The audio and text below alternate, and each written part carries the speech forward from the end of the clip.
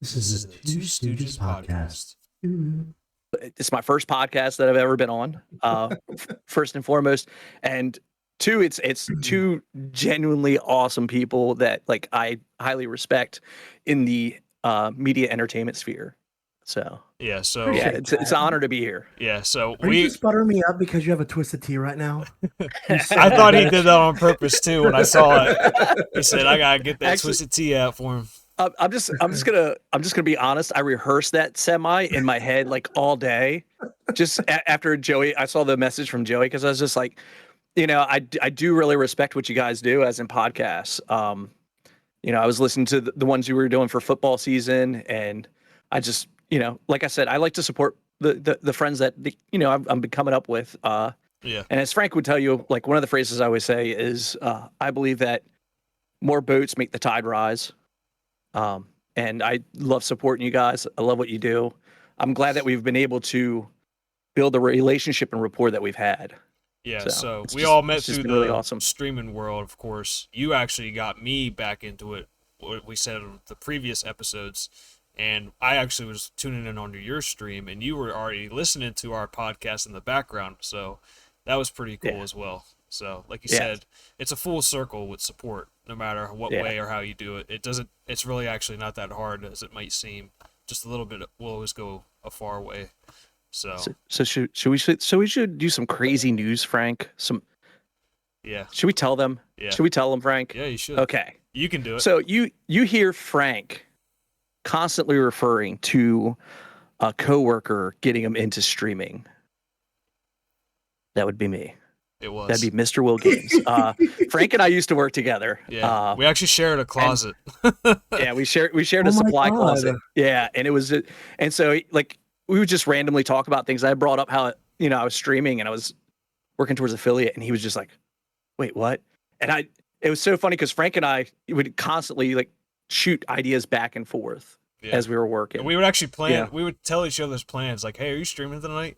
What do you think about streaming?" Like, I don't know. I might do beat 'em up Wednesdays again. I don't know. I might play this. It was just something to talk about at work other than work. You know what I mean? And like I said, it was like the simplest, smallest thing too. It'd be like, wow, you mean to tell me like that actual display capture, which my camera's blurry right now. I don't know why. Yeah. Like, he would tell me like things like that, and I'm like, wow, like it kind of just started all from there basically, and kept going on and on and on.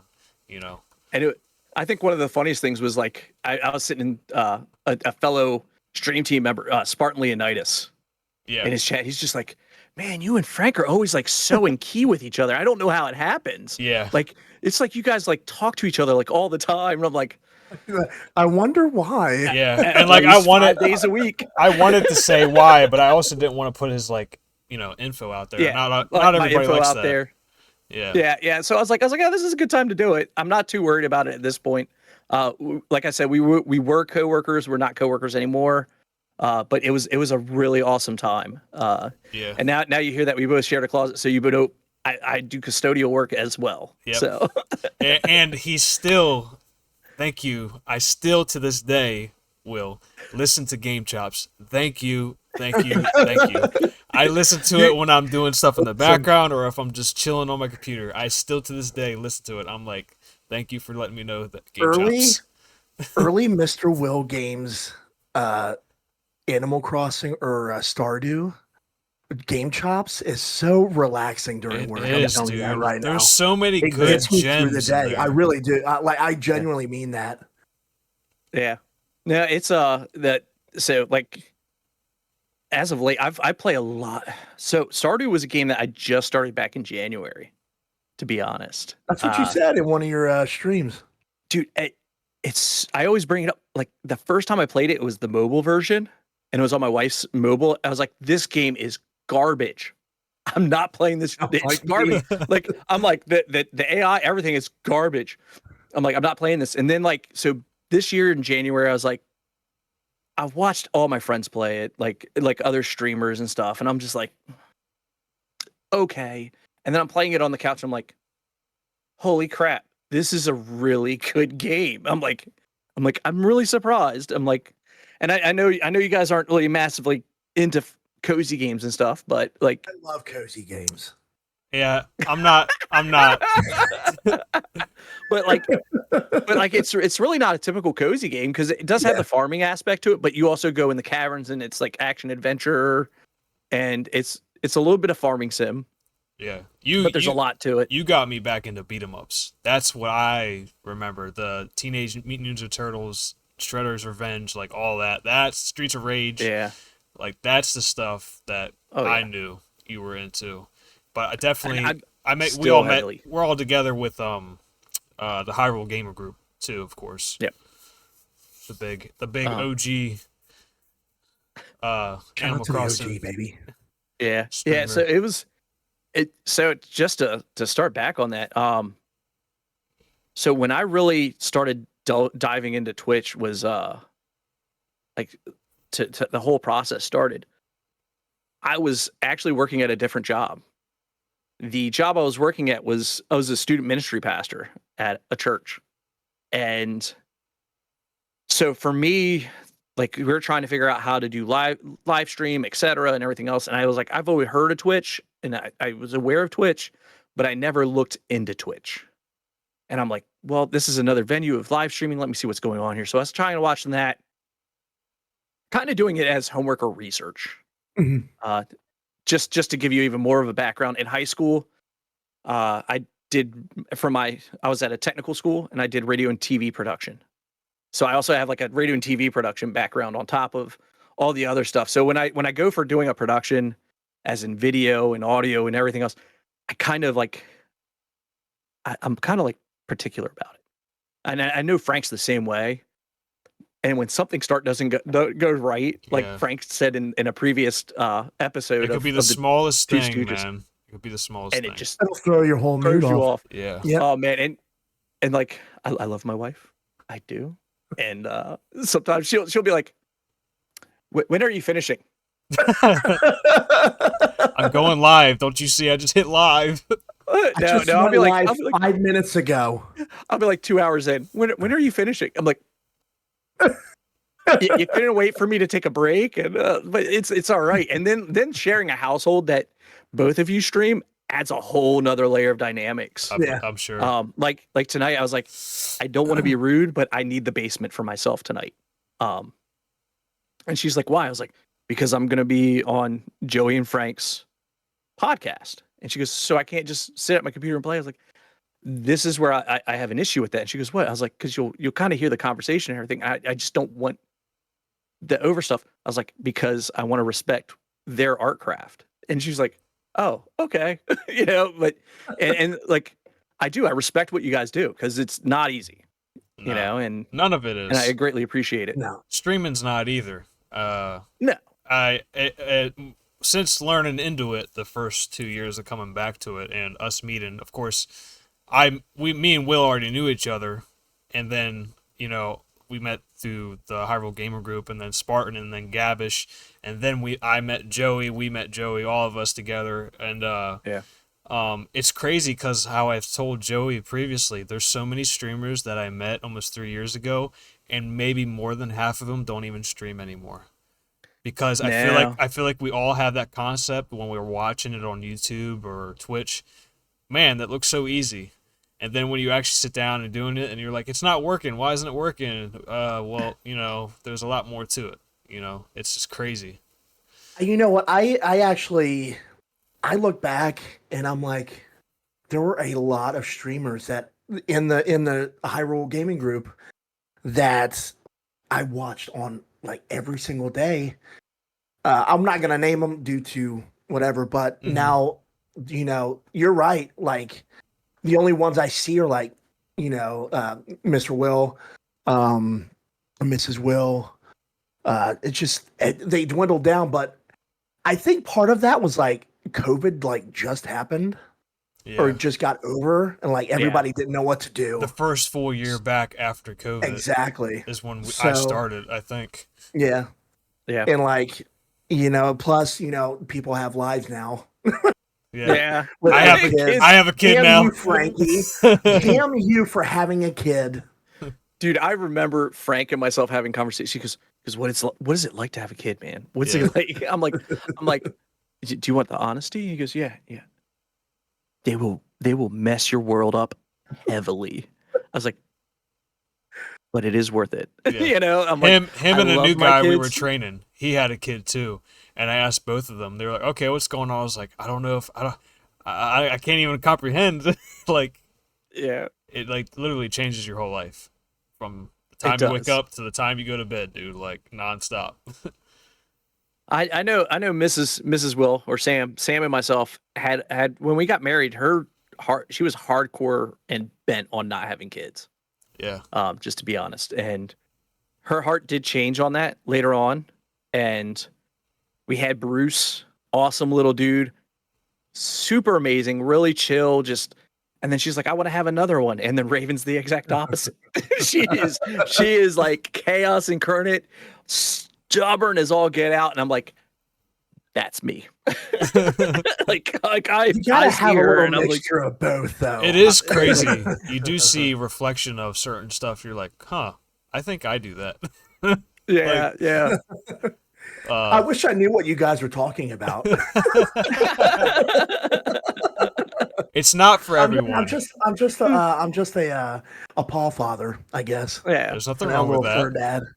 There's nothing wrong with that, Joey. Nothing wrong at all. And this is the thing, man. Like, you'll never ever be prepared for it, No, Yeah. you won't ever. and like that's just the honest truth. And it's not for everybody. It's not. And I don't think anybody should be shamed into becoming a parent. Nope. And then like, especially if you're dealing with some type of like familiar drama, like parents like was crazy and like stuff like that. I can understand that also influencing why somebody's like, I don't think I can do that. Or even just societal stuff going on that you're like, I don't know if I want my kid raised in this stuff right now, man. People are crazy.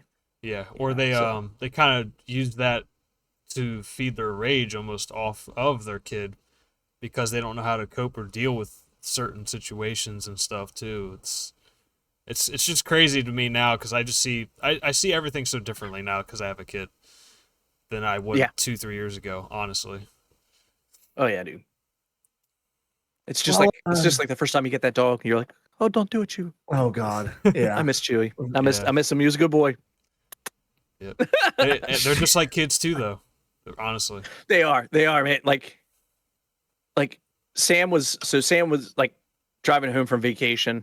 The kids went off without me because currently stuck at work because my boss is on vacation. And so they all went up on their little vacation. And on the way back, I was talking to her on the phone. She goes, how, I was about to ask how the dog was. I was like, he's fine. I'm like, he's not hurting anymore. He's not in pain. He's fine now. And like, dude, he was such a good dog. And just, it was amazing. And it was a privilege to be a dog father. now how old was Chewy? So at that point, what? Now you're having me doing math. He was over 11 years old. He was like 11 and a half. It's a long time for a dog, especially an extra large breed. So he was an extra large breed. He was always teetering on that 100-pound mark. So What was the breed? he was his mom was a Newfoundland. Oh shit. Okay. Yeah. So he was actually a runt. Damn. And what dog do you have, Joey? That I always see in the background. I have an English Mastiff. How old? Oh, that's a big puppy. Yeah, she's 165. How old? But she's a lab. She's a lab baby though. Mm-hmm. She's such a lab baby. She's spoiled as shit. Old or just like kind of in that middle range?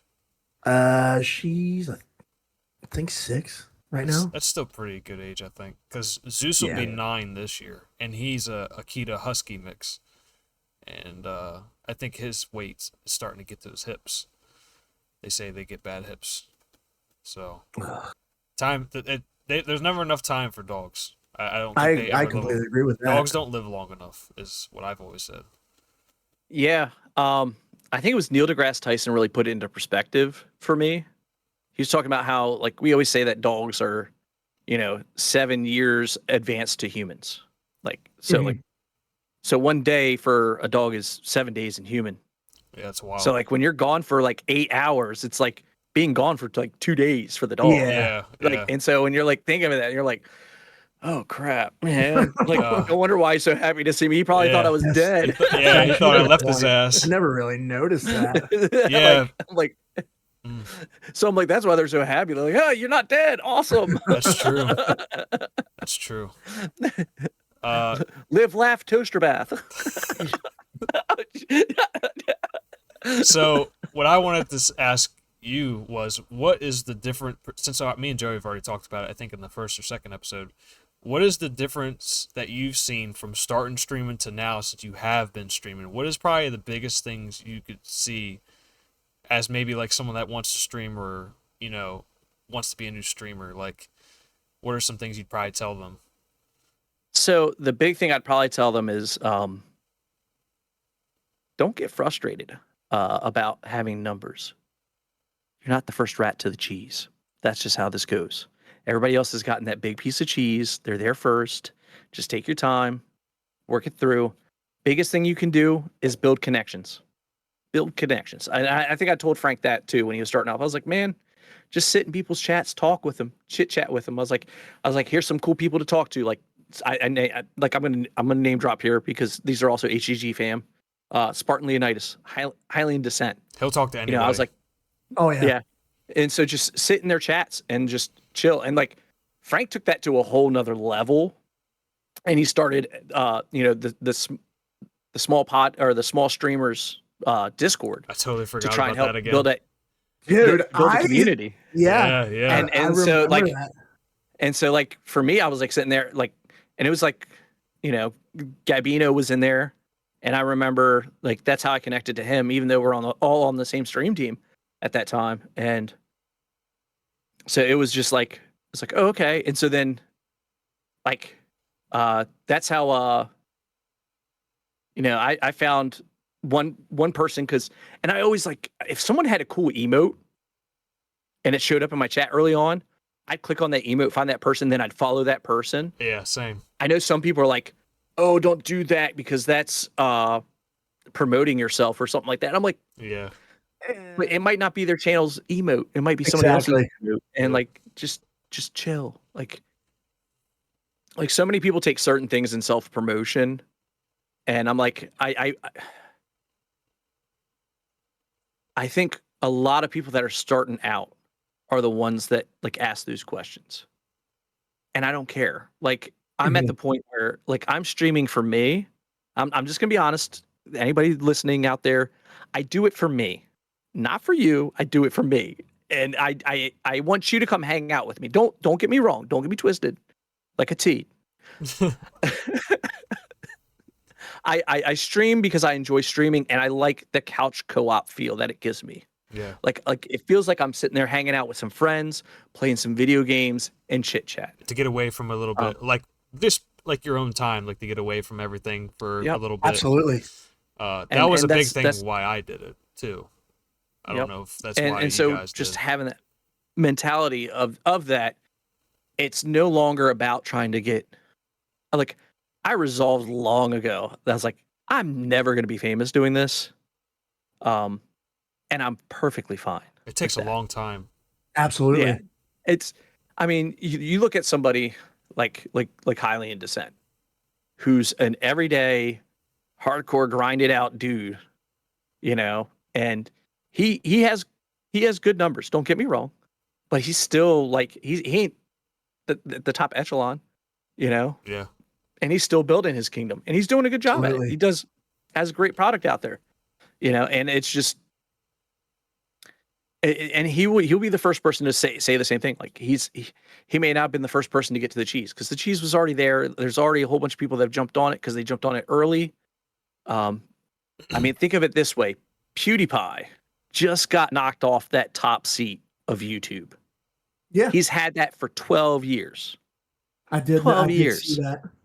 Like he just got taken off of that. So like to put that into perspective of things, like he was definitely one of the dudes was the first to the cheese. And like it's just how it works. Yeah, there are we're talking people like that's YouTube like when it first really started getting big, I think, right? 12 years ago. Yeah. Yeah. And he was huge. Him like Markiplier, Jacksepticeye. Yeah. Like all those guys, like they were in there, they had content going out, and they worked hard at having their content go out. Like, and Joey, kudos, man. Like all those TikToks, I love them, dude. Yeah. Like I appreciate it.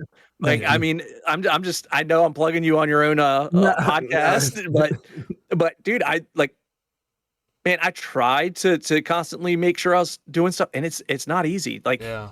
and that's the other thing. Like when people think it's like something easy, and you know, in the area that I work, there's teenagers all the time, and they're trying to do that. I'm like, what do you want to do? Like, they're like, well, I want to be a social media person, and like, I'm like, what are you doing to make that happen? You know what? That's a great point. I think, you know, you see these people. Here are two examples. I feel like people who have done it the right way. One is Queso. Queso doesn't have any transitions. Just goes, clicks a button, no transitions, chats, plays a game. That's as genuine as you can get. And is himself. Right? He does not change himself at all. I think that's the number one thing I think that streamers or new streamers that want to be like that, they change themselves. Yeah. And that's like that's a no-no, you know? Yeah. It's kind of interesting, like for me, in that I'll be in a chat and like when a streamer says, "Oh, there's that legend, MrWill," I'm like, "What are you talking?" I'm like sitting behind my screen, like, "What are you talking about? I'm just MrWill. Like, I am nobody. I am just like I am here just like everybody else." I was like, "I'm just here trying to be a friend. I'm just trying to make some connections and try not to be a douchebag to people, you know?" And yeah. And I mean, that's really like my take. I try not to be a full-on douchebag. Sometimes you got to be a douchebag. Don't get me wrong. You got to be a jerk. But like for the most part, like I might troll, and like you can ask Mads. She's probably like, "That MrWill trolling me about," and this is going to be talking about WWE, Nia Jax. The one time I was like, "Oh yeah, man, I don't like her, man. She hurts people," and she's like, "No, she doesn't." I'm like, "She doesn't?" I feel like you have to know. Have you ever seen her? I feel like you have to know both sides of the streaming world and social media too, because you will get those people that come in and just try to like get at you, egg you on, like just say like, I mean, obviously the bots, but like you might get a random person that's like, "Hey, you need to do this. Hey, you need to play this game. Hey, you need to play this game." Like, I'm not playing that game. Yeah. Like, it ain't your channel. Yeah, like I know a lot of people do it, and I unfortunately I did that to some people when I started getting on Twitch. So now I'm like, okay, now I understand. Yeah, it can get annoying. Yeah. Like, you know, now I get 3 games a week from Frankie. At least 3 games a week. It's on, here. It's on sale. It's on sale. Give me that shit. He didn't know the Steam world, Will. Now he knows the Steam world. Steam is huge. Indie games, bro. Indie games. Stardew Valley is a great indie game. Dude, the look on Joey's face got me. I'm done. Dude, all right, I will tell you this. The first time I played Stardew Valley on stream, no idea what the hell I'm doing. He looked so happy to play it the whole time, by the way. It was amazing. A great game. I fell asleep on the street. I couldn't find my way back home. I don't get it. Plus, like, I'm not good with like games like that. Like, I don't do well. Like puzzles, I can't stand puzzles. I can't sit there. So whenever the wifey sauce does a puzzle, I'm like, "Where's a corner piece?" Then I did my job. I'm good. And then just like reading. I don't like reading. Just like, I don't want that. I can't look at words. I just have to. Need an audiobook. I need to be right into it, damn it. I don't have time to talk. So, I mean, the occasional like cozy game you will see me play will probably be something that chat probably wants, or like a sub goal that I did. What are you teetering up, MrWill? It's good. It's good. Just keep going. I want to know what you're teetering up. He's in here. He's like, "Man, I don't like puzzles, and like they're just, I can't do them." But Zelda's amazing. That's different, though. That's different. I'm going straight into a hot take, MrWill. I feel like you'll agree with me. He said Yoshi is the superior Nintendo character over Mario, and I said Absolutely. wrong. He said without Yoshi, there's Absolutely. no Mario. I said no, wrong. Without Mario, there's no Yoshi. That's what I told him. Truth. To which one? And going back, I think it was a few podcasts back. Somebody said that Yoshi appeared on 64. It was SNES. It was Super Mario World, by the way. That is true. Yeah. Yeah. Just saying. And if you really Hey. want to go even further, Yoshi's real first appearance was in Yoshi Cookie on NES. Yoshi Cookie, that's going back. So do you think Yeah. Mario Or no, Yoshi? Wait, hold up. Did Yoshi Cookie might have came out after Super Mario World? Oh, now I gotta I gotta correct myself if I'm wrong. He's clicking and 'Cause clacking like- right now. He's searching, damn it. Yeah. He means business. No. So November 21st, I'm release gonna for Yoshi stand on my Cookie. ground. I'm standing on my ground. You're standing on your ground. That's fine. Hey, But I love you. I love Mario- Yoshi. I mean, I don't hate Yoshi at all. I was just saying. I think you do. No. I think you do. Oh my goodness. Super Mario World was November 21st. So it came out before Yoshi's Cookie. So yeah. And what yeah. But console? like it was like a year after. Like Yoshi's Cookie came out like almost a year direct. Is that on Super Nintendo as well? Yeah, so Yoshi Cookie was on Super Nintendo and Game Boy and NES. Sorry. Oh, really? On the NES? Huh. Yeah. Dude, I'm like, while we're talking about a little retro, what, MrWill, what were your favorite retro games growing up? so my favorite retro game of all time is Super Dodgeball for the NES. That is a game classic, dude. That's a game I can pick up and play almost any mood. Oh, that's great. I've beaten it I don't know how many times. But it's just one of those games that I love, and like it's just I go back to it all the time. I might have played it just a few days ago. Because I had ordered on the Nintendo store the NES controllers for the Switch. Oh, Yeah. nice. And the N64. You want to know why? Because the Nintendo Switch online library, if you're playing GoldenEye on a standard like Pro controller, it is garbage. Yeah. Steaming garbage. Yeah. Like, the controls just suck. I'm like, I can't do this. This is horrible. Then I got the 64. I'm like, now we're in. What is your like, I think I've sent you a couple pictures when I've gone to Carolina of the classic arcade they have in Myrtle Beach Mall. Yeah. What is some like arcade machines that you love playing or ever experienced playing? Like what is one? I think me and you talked about it. Was it called Golden Axe or something? It was like a beat 'em up. Golden Axe was a good classic. Yeah. Golden Axe was fire. Dragon's Lair, I think was there. The one that probably ate the most of my quarters is definitely X-Men. Nice. I love finding the huge cabinet one. The where you 4 had, players. like, everybody. Well, no, this one was like 6 players. Like it had each person in a different section. Nice. And like I remember playing that. And so then my brother-in-law, so this is cool. He had his daughter wanted to have her birthday party at this roller rink.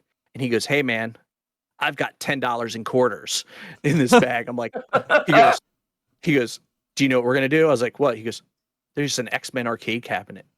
I'm like, "What?" He's like, "We're gonna beat it." Dude, and we went through it. And like there's like $3 left in the bag. And he goes, and this little kid comes up and he goes, "Go ahead, man," and then walks away and leaves the $3 in quarters. I was like, what a champ. Like he's like, let the little dude want, like we had already beaten it. He's like, let the little dude beat it. I'm like, man, that's awesome. God. I was like, what a pro. What are I'm actually curious. I feel like actually that it's funny because both of you guys, I feel like when I think of Nintendo, when I was watching streaming or streamers, I feel like you two were the most that played Nintendo games. The people that I actually followed or would watch on like a daily basis almost.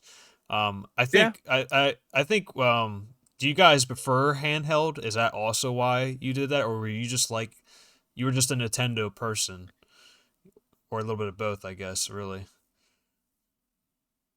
Well, for me, I grew up The first system I ever had was Atari 2600 because I'm old as dirt. The next big thing was NES. I remember playing NES. Like I said, Super Dodgeball was one of those games I played all the time. I remember Little Nemo, Dream Master, playing that a lot. I remember playing Super Mario a lot. I have beaten Super Mario Brothers. Thank you. Those games are hard, man. I didn't realize how hard they were when you go back to it. Yeah. And no, it's a wild thing. I've never beaten Super Mario Brothers 2 though. I have beaten 3, but not 2. Let's see. I haven't beaten the original Ninja Turtles game, but I have beaten Teenage Mutant Ninja Turtles Arcade, which was the second one that they released. I played a lot of NES. I remember just being a kid and you'd go to like different friends' houses that have like different games and stuff like that. That was like a cool era for me. I honestly think we grew up the peak of gaming, in my opinion, of like the full experience of like going up like from the 64 or Super Nintendo to the PS2 or the Dreamcast. I mean, dude, like you had like the best consoles that were like ever almost invented at the time, which also like everything's online now. I mean, there's not even like, I mean, back then getting an Xbox was to get Halo or Gears of War. Well, now that's going to PlayStation. So like, really, it doesn't matter what you get. You know what I mean? It was just a different time, different experience. Yeah, I definitely agree with that. I just remember I had the NES. My brother, like the NES was the family console until my brother got his Sega Genesis. And then he wouldn't let me play his Sega Genesis because he was an older brother. And he's like, nah, it's mine. Get away. Until he wanted to have somebody to play a fighting game with.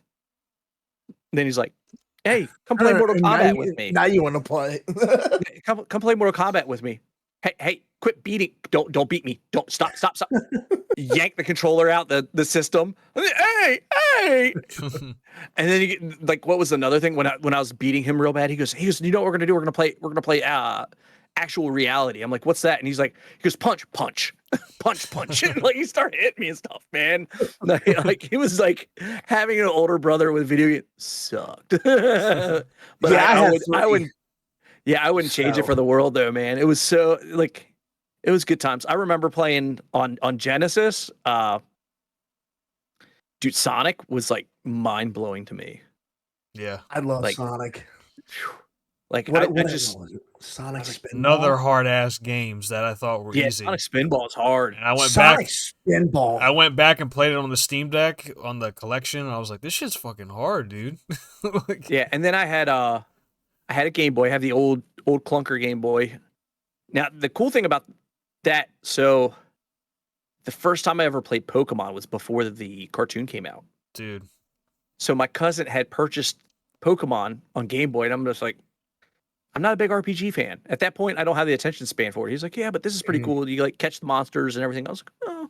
So then I played it for a little bit, and I was like, I need to get this game. And he goes, well, if you get this game, you need to get blue. And I was like, why do I have to get blue? You have red. And he goes, that's why you need to get blue. I had yellow. I can't get all the Pokemons because I have red. You need to get blue so I can get all the Pokemon. That was very smart, by the way. I see why they did that. It almost made you play with other people, and then you told other people to go buy it. You know what I mean? Like they had a connector, didn't they? You had a wire. You had the cable. Yeah, the cable. The cable. Yeah. Yeah, and I had to dig mine up and find it. Yeah. Like they gave it to you when you first got the Game Boy, and I had like the Game Boy from like a long time ago. Like, and so I'm like looking for this cable, and like I found it. But yeah, dude, it was funny, man. Like there's just so many memories. Like you know, we experienced Pokemon. Like, dude, Pokemon at its peak was insane. It was insane. Yeah. Listen to Joey talk about Virtual Boy. Yeah. Listen, burning your retinas. I can't believe that my parents actually let us have a Virtual Boy. That for those that don't know what Virtual Boy is, it's literally like going to like an eye doctor, looking into one of those things, but it's all black except for like red pixels. Yep. And we played, I remember very vaguely, we played what was it? Mario Tennis? Yeah, Mario Tennis came with it. It came with the console. Yeah. Yeah. And So I'm just like, what? You see the ball coming right at you. You're like, oh my gosh, Exactly. hit it back. Or so I had Wario, the Wario game. So it was like Wario Woods. That was a stellar one. Yeah. And then Telero Boxer, where it was like a boxing game. You're in the face of the robot and like you're hitting, and like you see the punches come at your face. God. Yeah, dude. I was very fortunate. Like I bought that with birthday money one time. Like I was like, I had to get this. And then next thing I know, like my parents sold it at a yard sale without telling me. They're like, well, yeah, you don't really need this. I was like, yeah, right. Like, yeah, the guy who just bought it was like, oh man, I've been looking for one of these. I bet he has. He probably sold it dirt cheap. Yeah. It's probably worth some money, man. Right? Yeah. Especially now. I mean, he would look great sitting where my PlayStation VR helmet is. Yeah. Oh, yeah. Exactly. Oh, but yeah, man, it really was ahead of its time. And I think they kept it the two simple colors because it was just easier than trying to render full on graphics. I mean, that's why they did the Game Boy with the screen that it had. Because they did get the offer for a full color display, which is the same color display that's in the Game Gear. And the reason why Nintendo decided to not go with that is because they said battery life. Yeah. The Game Gear just ate up batteries. It was like 8 batteries, I think, in a Game Gear. Holy shit! There were 6 in that bad boy. It was 6 in that bad boy. Like you had to buy some batteries, man. It was wild. I used to go through some batteries. Yeah. Yeah. Like we survived off batteries, not chargers. Yeah. Well, and like so one of my big investments when I had gotten a Game Gear, I went and found like they had a battery pack, and this thing was like it was almost the size of a Twisted Tea can. And I know what you're talking about. Yeah, and like you could put it had a little belt loop to it so you could attach it and like so you could play.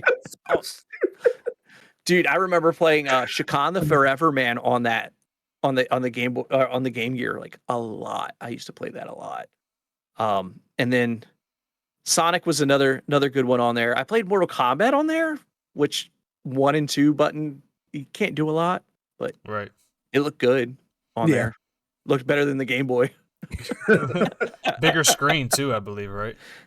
Yeah, just a little bit bigger screen. But like there was Shinobi was a solid game. Oh my gosh. Like yeah, and then like bringing it out of that era going towards PlayStation, my brother ended up getting a PlayStation. I ended up getting an N64. So, yeah. I loved my so N64 a lot. I'd take an N64 over the PlayStation. I'm sorry. Well, this is what would happen. He had his PlayStation, and he'd always want to borrow my Nintendo 64. I had 4 controllers, and he went out and bought his own personal copy of GoldenEye, so that him and his friends could play GoldenEye on my 64. And he's like, "Can I borrow the 64 so we can play some GoldenEye?" I'm like, "Really, dude? You want to take mine?" And he's like, "Yeah." I was like, "All right, yeah, man, no problem. I got you." And then he went out. I remember I think it was Christmas. He bought me Perfect Dark. You want to talk about a rare masterpiece, which was supposed to be. It was originally they were setting it up for the GoldenEye sequel, like whatever Tomorrow's Not Enough or whatever, but because they backed out with the licensing, they released Perfect Dark. I had that game and I traded it in. Yeah, just the cartridge, not the box, but yeah. But yeah, it's a solid game. Like they actually improved on the controls and everything outside of GoldenEye. So when anybody asked me, I was like, Perfect Dark's better than GoldenEye. And GoldenEye's nostalgia. Like a lot of people have a haze over their eyes. Like, listen, the only person that if you're going in, if they pick Odd Job, unplug the system, turn it off. Nope. Nope. I know what you're doing here, buddy. But I remember like just playing different like game modes against people. Like we're doing slappers only. Yeah. We were in the era of split screen as well. Not online.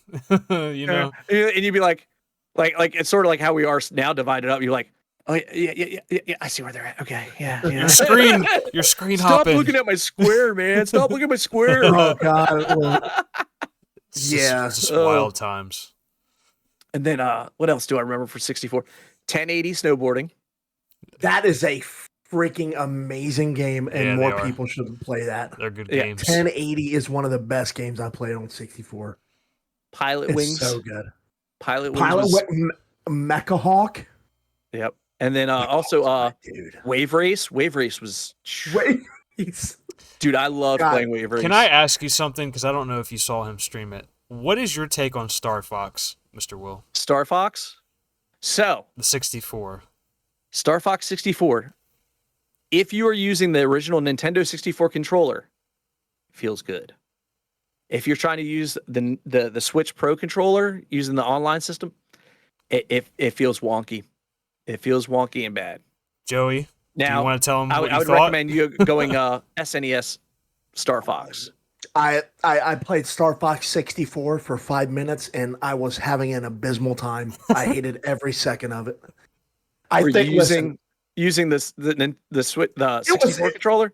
It was the Switch, but I'm saying either way, for me, I don't know what all the hype was back then about that game. He just didn't like the game as a whole. I think the whole experience. It's absolutely terrible. I don't know. I'm like, you probably have a different opinion of it, which probably. And I mean, I guess also for me, like, I played it back then, and like maybe it's the nostalgia glasses. Yeah, it's very nostalgic for that console. So like for me, like when I played it at that time and at that release, I really enjoyed it thoroughly. I still feel the same controls and everything else. And like I said, but if you're trying to play it with like the standard Switch Pro controller, it's clunky. Any of the N64 games on the online are clunky if you're not using an N64 controller. Yeah. Because the layout is like really what makes it work. And it's like, it was such a wonky controller to begin with. Right. So like, it's just, sorry, my nose, it's just, it just, having the actual Nintendo 64 Bluetooth controller makes a big difference when I'm playing a lot of those games. Because I was trying to play something, I'm like, man, I love this game. It used to control so well. What's wrong? And I'm like, then I got the Bluetooth controller. I was like, this feels better. that definitely is a because I got one, but I just was too lazy to get it. But I don't know, man.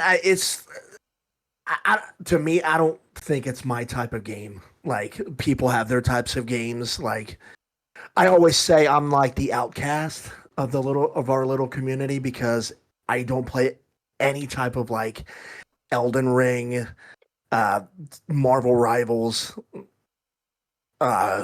great game.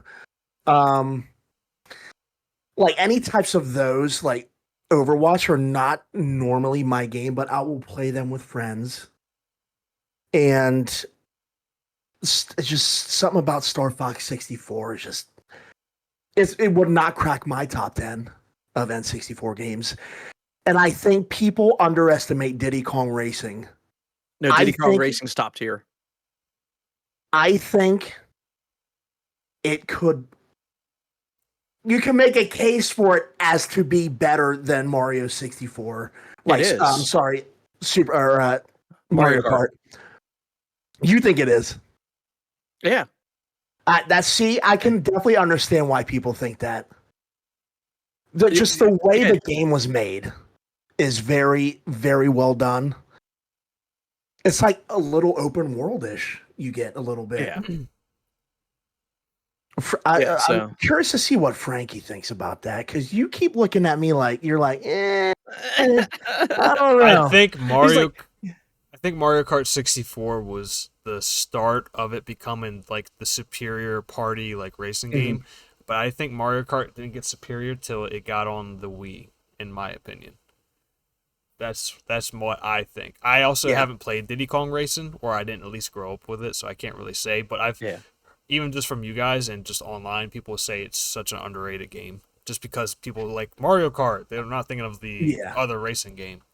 Yeah. Well, Mario Kart, you go for I'm on the ground. Diddy Kart, you might end up in the air. Exactly. You got fly. You fly in that game. Yeah. I mean, let's just be honest. I mean, it was just It's very underrated, and I think it didn't make as big of a splash because it didn't have Mario as the forefront. It was Diddy. Exactly. It wasn't Donkey. It was Diddy Kong, and so That's everybody's true. like, I mean, they had Mario And so- 64 come out, so Mario was the focused character, honestly, around the console, I think. So they kind of just, well, If it's a I'm being Nintendo honest, icon. it should have been Yoshi 64, but that's just me. Jesus so, Christ. I'm sorry. I think Yoshi got his He got- 64 game. yeah, That's true. yeah, he did. Little He did. Yoshi story. Yeah, Yoshi Story, great game, really I good love game. that game.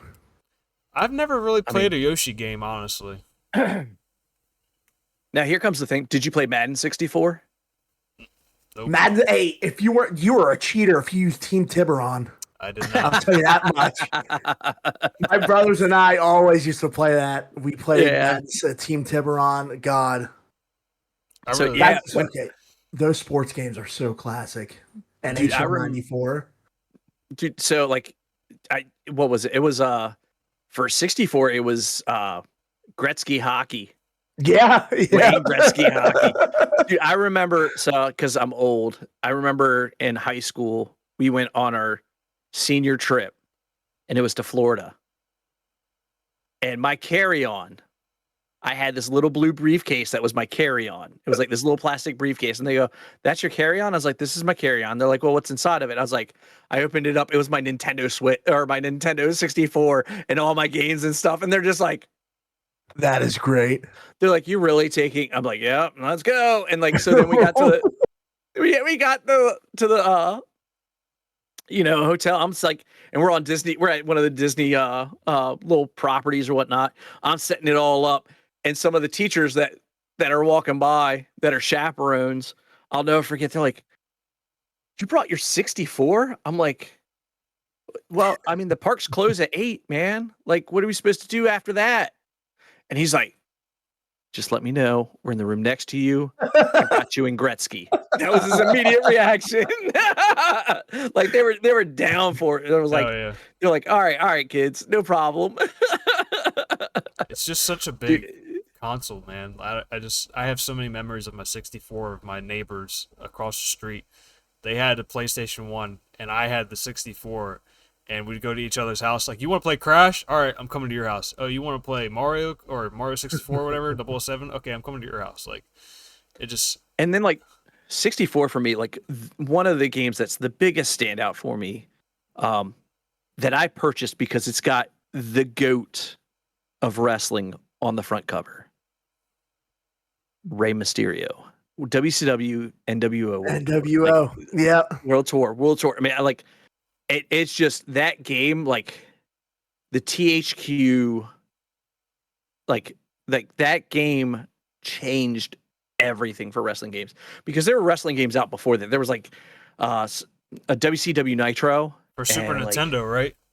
There was like almost like a beat 'em up Super one. Nintendo. They had Super Nintendo WrestleMania arcade was goated. Like that game was so much fun. I remember playing lots of that. But like as in 3D, like try to be real wrestling games for at least American releases. And the reason why I preface that is because you do have the Japanese game called Fire Pro Wrestling, which was amazing and phenomenal. Still amazing and phenomenal game. But you had like WWE, it was F at that time, had Attitude, I think it was. Or was it Raw's War? It was just clunky. It was Attitude, yeah. It was Attitude. It was just clunky and weird, and it wasn't there. Same as Nitro. You had to they had you punching in combos to do just the moves that you wanted to do. And I'm like, yeah. And I'm like, okay, whatever. Like when WCW NWO World Tour came out, and I'm like, I can punch with this weapon or with this hand. I can just hit the button. It's one punch. Push in the arrow and punch, and it's a different punch. If I hold it down, it's a heavier hit. If I move and hold it, it's a different heavier hit. And like they did the same thing with the grapple techniques, and it was just really well done. And like, man, I remember grabbing chairs from underneath the ring and smacking people in the face with them. Like it was a good time. Did you guys play the SmackDown vs. Raw games as well when they started coming out? I did a little bit. So I didn't. I think one of the last wrestling games in that era that I purchased, because of the age and everything that I was, it was probably, what was it, WrestleMania 2000, I think was the last one that WWF put out, For because the it was F at 64? that time. Was that on the 64? Yeah, for 64, yeah. It was either it was whatever WWF one was. Yeah, it was WrestleMania 2000. That's the black cartridge, isn't it? I think it was a different color. That was No Mercy. No Mercy was a black cartridge. Yeah, no, actually, yeah, 2000 was also a black cartridge. No, so it was No Mercy. No Mercy was the last one, and The Rock was on the cover. Man, I'm just having to like really go back in the memory banks here, guys. You're good. The one I really remember is WCW NWO Revenge. That was a good game for me. I love that game. Raven being on the cover. So like, yes. Why is Raven on the cover? He's not even that big right now. Raven on the cover. And since we're already talking about WWE too, because I know a big thing that Will's into and I know Joey's into. He's slowly kind of getting me back into it, but I'm not like still into it. But I'll like if there's a pay-per-view on, I'll put it on my TV. Because honestly, I wanted to see if my son's interested into it too. Yeah. I didn't start watching it personally, probably till I think Attitude Era might have been just getting over. What year exactly was that over?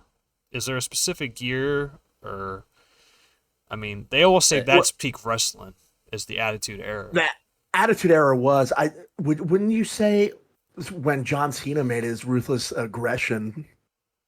Yeah, his little Ruthless Aggression speech, because that's what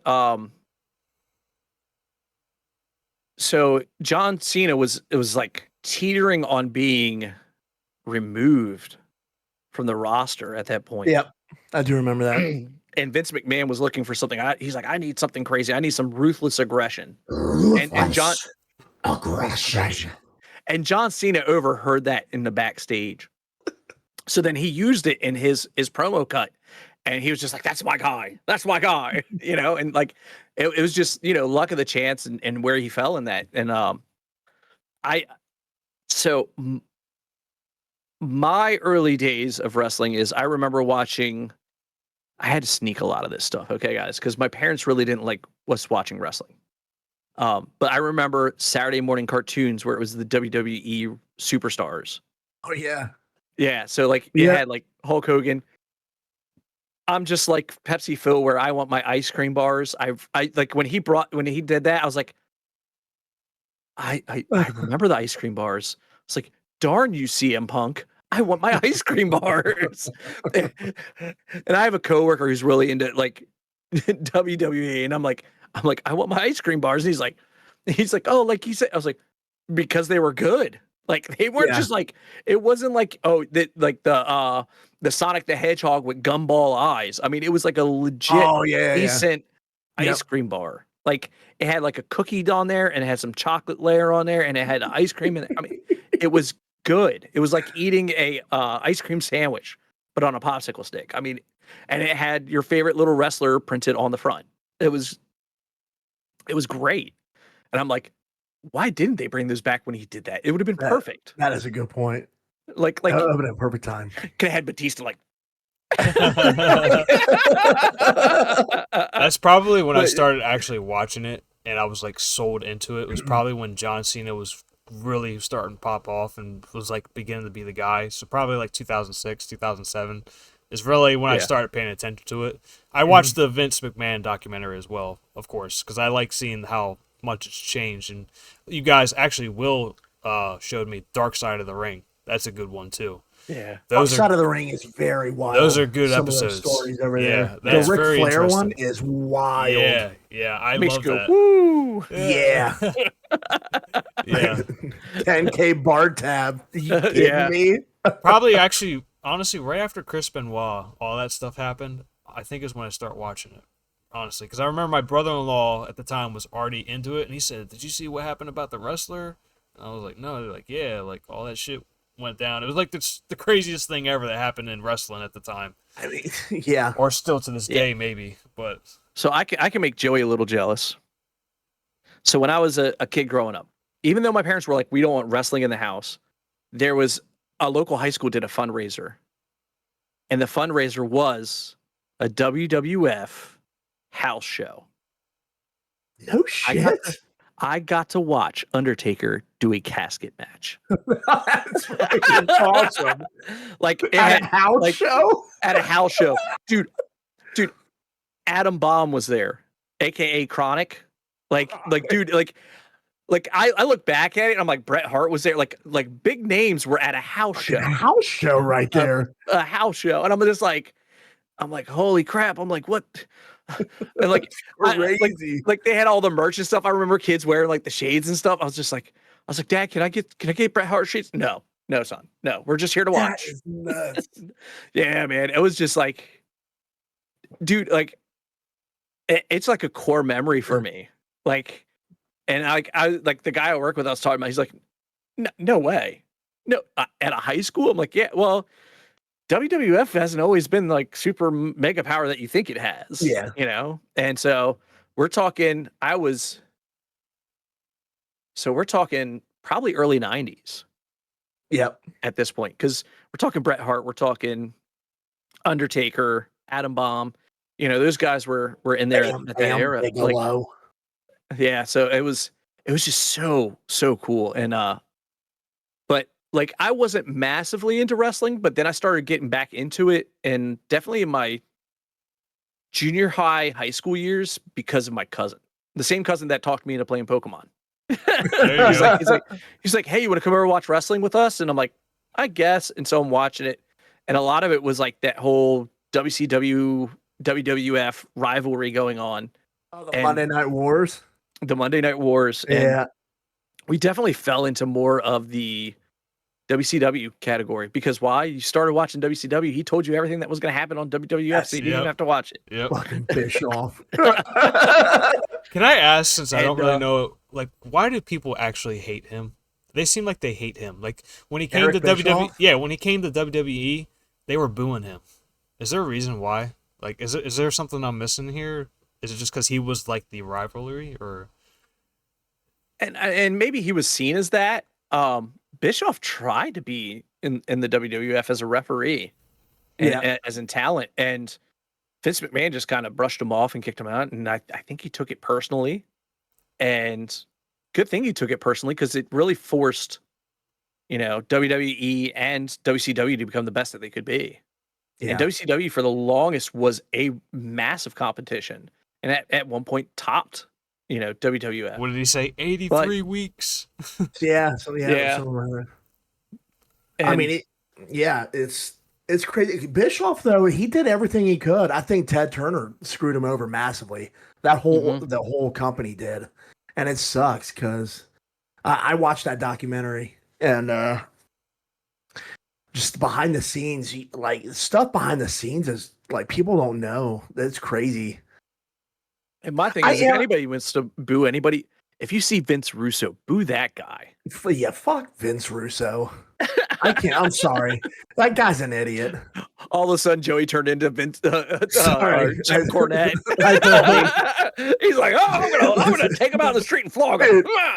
Them two going at it is absolutely amazing. I love the passion that those two have of hatred for each other is wild.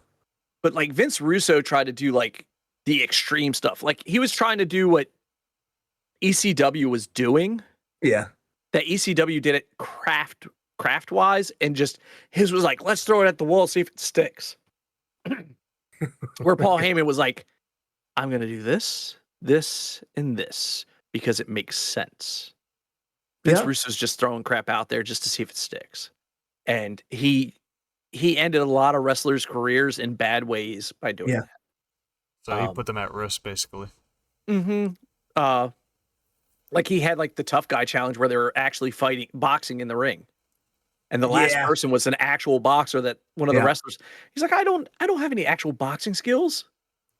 It's just stuff like that is what boggles my mind. Like I don't like using the F word when it comes to wrestling of fake. I was about to ask both of you, like, how do you that feel is, when people dog that? They say it's fake, it's fake. And I say it is scripted entertainment. I'm like, do you really think Captain America, do you think that Thor is real? No, it's scripted entertainment. Now, the big difference between a movie and WWE is there is a high chance that wrestler that's in there in WWE could get injured almost fatally if they do not do those stunts properly and do the stuff. And when they do get injured to a point that they have to take a step out, it changes the script. Yeah. I mean, and so I don't they know have how to many do things times on the fly. on that documentary someone got hurt and they were like, I got to figure something out like now. Like they got to do it like, okay, what am I going to do? I just dislocated my shoulder. Shit, what do I do next? Like that's crazy. Like you don't realize like unless you're mommy, or you just set that bad boy back in like, and keep going. I was like, shit. I saw her do that. I was like, that was wild. I was like, I don't know if I should like be sick to my stomach or excited. Bro, she's fucking tough for that, man. Holy she hell. is. Like, so I guess because I bust Joey's balls all the time about it because he's like, Marvel's fake. I'm like, yeah, but you watch wrestling. You know what I mean? So it's like a joke that we go back and forth about. So I always put it as it's scripted entertainment with extreme high risk. Yeah, I mean that's a perfect way to put it. And it's like, I mean, you look at Draws. That poor man's wheelchair bound for the rest of his life because of a bad power bomb. Yeah, and the person who did it, D'Lo Brown, still to this day feels horrible about it. Like these guys understand that when you go out there, you're putting your life and your livelihood in another person's hands. And it's not always for like a big reward either. Like, look how many people don't last there or don't get the, I don't know, pop, I guess they're trying to get maybe. And then some people get a pop and you're like, why did that person get the push? They're like, they've got 4 moves and they're getting a pop, and then they go away for like 20 years and come back and get another pop. Yeah, with their 4 moves. Goldberg. Goldberg. I don't know what that is. I do want to get real quick your take, Mr. Will, on Mercedes Monet's belts around the world. So you know what? I have no idea what you're talking about, friend. Really? So now you're gonna have me looking like a. No, you're good. I gotta get a beverage. Mercedes Monet, aka Sasha Banks. Okay, Sasha Banks. She went to AEW and is just taking the whole world by storm. I think she has 6 titles now. Yeah. 4 different belts from 3 different promotions. Yeah. So I have like it's been rough for me to catch up with wrestling and stuff. Yeah. So, but yeah, like Sasha's awesome. Like just to be honest, like really amazing. I've enjoyed her matches. And that's my big thing. Like I like a good entertaining match. Something that like I know some people felt some way about Uso getting choked out by Gunther with a sleeper. Yep. But it's a sleeper. It's supposed to put the person to sleep. Yeah. Like the move did exactly what it was supposed to do. And like again, Jay, I think he's I'm all about Yeet. Don't get this wrong, but I don't think he should have been in that type of position that he was in with the championship. I don't know if this is a hot take, friends, but like I think he got too much of a big push. I think they could have done the plot line a lot better, a lot thicker. Yeah. And I don't know if it all fell apart because of TKO or what was going on there. But I really saw what would have been great is a Jey Uso heel turn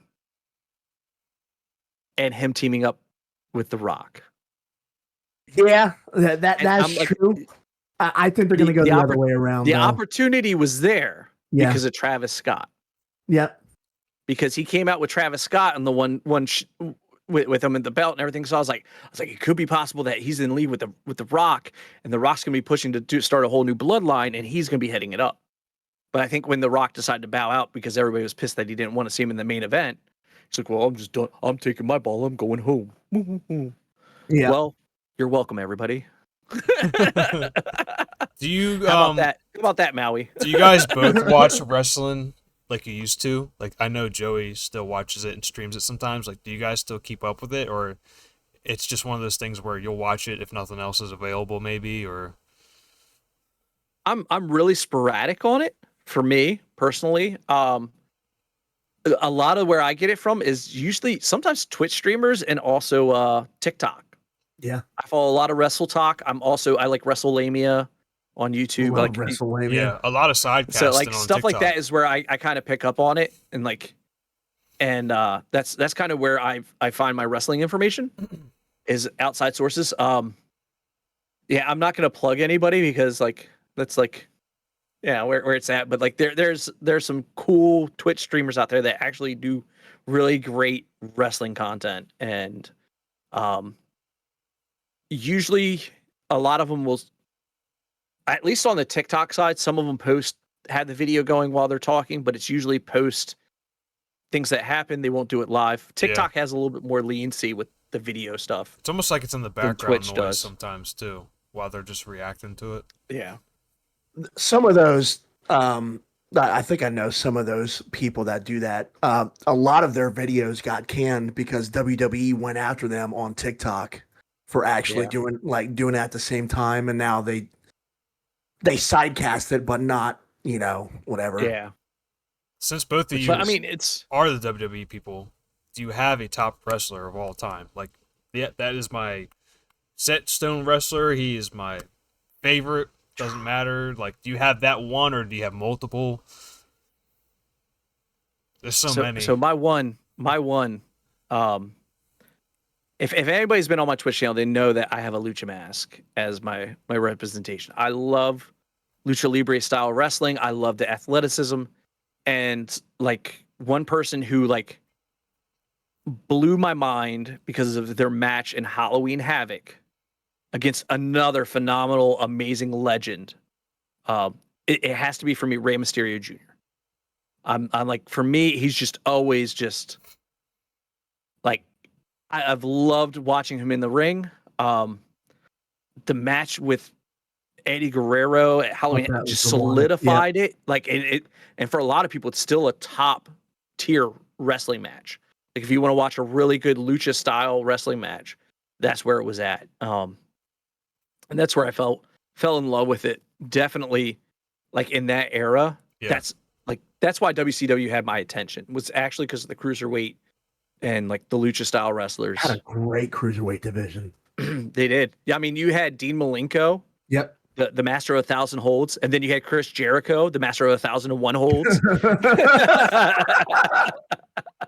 He's still wrestling, ain't he? Chris Jericho, yes, he still goes. He still gets it in the AEW, Le Champion. God, dude, and for someone like at his talent level, like I don't think people realize it. Like he has no problem letting other people like get that spotlight. He really doesn't, and he's very much about the business. Oh yeah. And so WCW used to do Saturday night spots or Saturday morning spots. So they recorded, what was it? World Tour. So it was World Tour, which the game was based off of. So they used to do them Saturday mornings at Universal Studios. I had a cousin of mine that lived in Florida in Universal Studios, and he used to go to every single one Saturday morning. He was there. He was enjoying it. And like, he had a picture of him and Chris Jericho. And I was just like, that's awesome. I was like, you're with the Lionheart? He goes, yeah, man, he's cool. He's a really nice guy, man. I get to talk to him all the time. I'm like, I was like, awestruck. I was like, that's like the coolest thing ever. He has his own band like, too, don't he? Yeah. Yeah. So Fozzy is his band. Yeah. And he was on tour not too long ago. And a friend of mine went and saw him. That's cool. And the opening band for that was Gold, Frankincense, and Myrrh, which that was like, there was like this all girl metal group. They're no longer together, but the one sister Magdalene Rose is also she's still metal, and she's like goes out there. They're pretty good. I enjoyed them. But yeah, I almost bought tickets to see him. I was like, this would be pretty cool. Chris Jericho's got a cruise too. Yeah, Good Lord. yeah, I saw the cruise. Yeah, he's all about And business. he had Ezio Mori on there, man. Oh yeah, I do remember that. Yo, dude, it's pretty crazy. Like seeing stuff like that. You're like, hey man, that's really cool nod that he brought him in and made it work. But yeah, so for me, Rey Mysterio is definitely all-time favorite wrestler. Who do you think is the most overrated wrestler? I feel like we already brought his name up. I thought that's what you were going to say. Ooh. Oh, you mean The Rock? Goldberg. No, I wouldn't say The Rock is. Goldberg. Goldberg's definitely overrated. I Goldberg remember just doesn't know how to wrestle, and that's why he's overrated. But so why do so many people like him though? Just because of his like entrance, or just because he's built? I think it's like he came. So when they made him out, they made him a titan. They made him like a titan, like Lesnar, this unstoppable force, like Lesnar. Yeah, like Lesnar. Yeah. But Lesnar can back it up. Like Lesnar's and so I remember being a kid. My cousin, same one who got me back in, was a huge Goldberg fan. Huge Goldberg, huge Stone Cold Steve Austin fan. Maybe he just had a thing for bald guys. I don't know. just kidding, dude. If you're listening, you might. Who knows? Just kidding. But no, like Goldberg to me is and still just. I was talking about it, just recently. I'm like, why is he out there? He's going to injure Gunther, and WWE can't afford that. Like, and Gunther is pretty good, but he's not super amazing to me. And if he doesn't have the title in his hand, he's kind of just he's a mid card. I just think a lot of WWE where they're stuck at right now is they've got a lot of mid card wrestlers, and they don't want to use some of the wrestlers that could be a little bit taller, like Finn Balor. What are they doing with Finn? Like it's like a stat with him. He has not won a singles match in like 5 years. Yeah, they've just completely buried the guy. Wild to me. Yeah, that dude is a top card. Yeah. I don't get that. Also, I do like. Finn Balor. Sure they said Goldberg was limping on his way to the stage, or when he left the stage. It doesn't surprise me. The guy just needs to hang it up. Look, it's just like he almost ended the Undertaker. Ended him. Not like just hurt him, but ended him. I forgot about that match. Wasn't that in Saudi? Yeah, and dropped him on his head. That's right. Yep, I do remember that. Taker was fucking pissed too. My neck, bro. Oh, my neck, brother. My neck, brother. Frank, if you don't know that reference, Undertaker gave the Tombstone pile driver to Hulk Hogan, and he's like, "You laying me on my head, my neck, brother."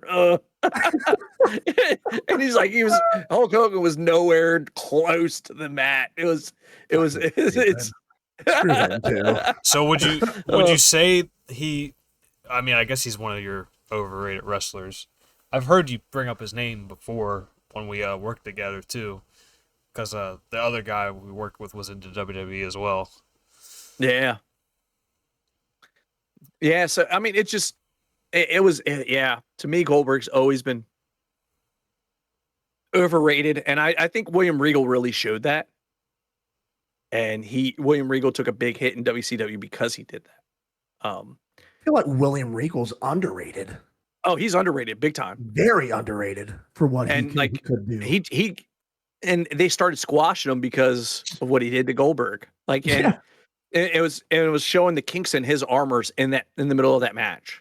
Because William Regal's a technical wrestler, and he's good. And if you work with, and that's the big thing, they're supposed to work with each other. You're supposed to make each other look good.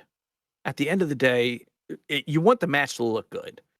It's like any type of job. You want everybody to appreciate what you're doing. Mhm. And so when you're not helping each other and you're not doing what needs to be done, it looks like crap.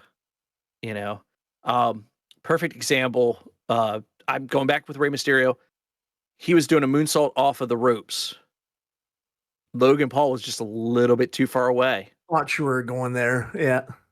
Yeah, but Logan Paul luckily ran in and caught him and like took the bump that he was supposed to. Yep. But everybody's like, "Oh, Logan Paul just saved Rey Mysterio from the mistake." No, Logan Paul's like, "Nah, man, I wasn't where I was supposed to be." You know, but he Yeah. owned up to it. You know, like he's like, "No, I really wasn't where I was supposed to be." And I know a lot of people like throw mad hate at Logan Paul. That's what makes him a great heel. Like, And the dude can fucking wrestle. yes, He yes, he's can wrestle, phenomenal. and people don't want to say that because they're going to get shat on. But you can hate Logan Paul all you want. The dude has it. Do you think I do you love think he watching could his be like matches. a heavyweight champion if he hasn't? Or I don't follow it like that, so I don't know if he already is. I But mean, he was a U.S. champ. can he He be was a U.S. the champ. can he be the heavyweight or? Easily. Yeah. But, like they have to give him that push, and that's fine. But I think they're that Hunter's backing off and kind of letting him pay his dues Mm. to win over the locker room. I know there's some people that are a little bit bitter about how fast he's like Karrion Kross. Karrion Kross is upset how but Karrion Kross is also a phenomenal wrestler. Don't get me wrong. I'm not trying to dismiss his feelings and how he feels about it, but like, buddy, like when you watch that match with LA Knight and Logan Paul, like it's a top tier match. Like they Yeah. both are phenomenal athletes that went out there and put it all out there. Watching Logan Paul do a springboard moonsault off the rope to the outside. Yeah. Like, I mean, it was just like, and like it made you hold your breath, and then you watch it go down. And it was just perfect. Like stuff like that. You know, the art of what they're doing and telling a story through their actions is what kind of gets me at times. You know, And and that's like, why I enjoy it so much. yeah, and so it's just a interesting thing. And then watching Logan Paul, like he does something stupid and cocky, and then he loses the match because of it. Like that's like perfect heel technique. Yeah. Like, and it's funny because you'll have a heel sometimes that stays a heel, but like they can't fight the fact that they became a babyface. Dominic Mysterio. Exactly. Yeah. And I don't know about you, but Dirty Dom is there, but I don't know where Nick is. Where is Nick? I still can't find Nick. He has somebody like R-Truth, who's now, Ron Killings, who's doing like multiple personality syndrome. Yeah. Because he's saving face for the company. He's saving WWE right now with him coming back and being like, all right, I'll come in as Ron Killings, and you'll act like, yeah, we fired R-Truth, not Ron Killings. And they're like, they're scrambling to figure this out. He goes, this is what we're gonna do. They was all over Twitter. People were pissed about him, man. Oh my The dude's god, been in the company the since backlash day was one. insane. Yeah. But he was like, and this is the thing. I was watching a Rikishi on his podcast, bad mouth on how they're like, R-Truth is just out there being goofy, and I was like, he added quality entertainment in there. It may have been funny, but everybody wanted him there. It wasn't like they didn't want him there. Yeah. And Rikishi can be as mad as he wants. You want to know why Rikishi's mad? Because guess what? The only goofy thing that he had was the stink face. That's and true. wearing his stupid sunglasses. Okay, let's be honest. Rikishi, you got pigeonholed into your thing, and you're lucky that you got put in the Too Cool stable. Yeah, like because Bonsai drop, and then stink face, and like it's just, it just is one of those things where like, I get it. Rikishi was in the business, and respect to Rikishi. But like, R-Truth was doing R-Truth justice, and everybody liked seeing him in there, and they loved the segments with him in there. And it was heartfelt love for that wrestler. Yeah. Like when I heard it, I was just like, what the actual are you thinking, WWE? Yeah. What are you thinking? I think there's some stuff going on behind the scenes for sure. With Upper. Well, I think it all boils down to TKO is hemorrhaging money in their other departments, and they were hoping that shedding off the one that's making money will help them make more money. And it's not if you get rid of the talents that are making money. I was so mad. I wanted to get the Judgment Day shirt that had R-Truth at the bottom with the duct tape. I went to the store. It was sold out. I'm like, okay. Yeah. I wanted the Tom and Nick one, the Dom and Nick shirt that he came out with. I'm like, that's so great. Like, I always see Dom, but I don't know where Nick is. I'm like, yo, that's great. Like, just him coming in, busting each other's chops, watching him like break people, like break them out of character. Like, he did that to Brock Lesnar. Like, Brock Lesnar's a legendary person to not break character. Yeah. And he goes, I don't care if you're big and mean and anything else. I will throw you over that top rope. Paul Heyman. Like, yo, he went full on left. Like, dude is done. Like, he's staring Brock Lesnar down in the face as he's saying this, and he says, Paul Heyman. Like, God. Mint. Like, it's and that's the thing. Like, if you try to take it as it's supposed to be serious, you're gonna go bonanza in your brain. Like, yeah, it is entertainment. That's my problem, honestly. And like, you have to take it as entertainment. Think of it as a drama, as a soap opera. Think of it as the gayest thing on the planet. You know, that's just how it is. Yeah. Like, Joey's like, wait, what? I was like, yeah, it's men in tights dancing around on stage, choreographed. Yeah, technically. Joey yelling at each other. I don't think Joey's ever actually told me who his favorite top wrestler is, if he has one. Oh, man. I feel like I have a good guess, but I don't know if it's true or not. Does it involve Pepsi? I was about to say that. I do love CM Punk. I think he's one of the best on the mics, if not the best. But, man, it's something about The Undertaker. I know people always probably say The Undertaker, but he, inside the ring, just something about him it's so amazing seeing his matches. My favorite match of all time, there's 3 of them, and he's involved in all of them. Shawn Michaels 1. Well, you can say it was 1 and 2. Yeah. Triple H in that Hell in a Cell. And then the Mankind Hell in a Cell. My God, he's been broken in half.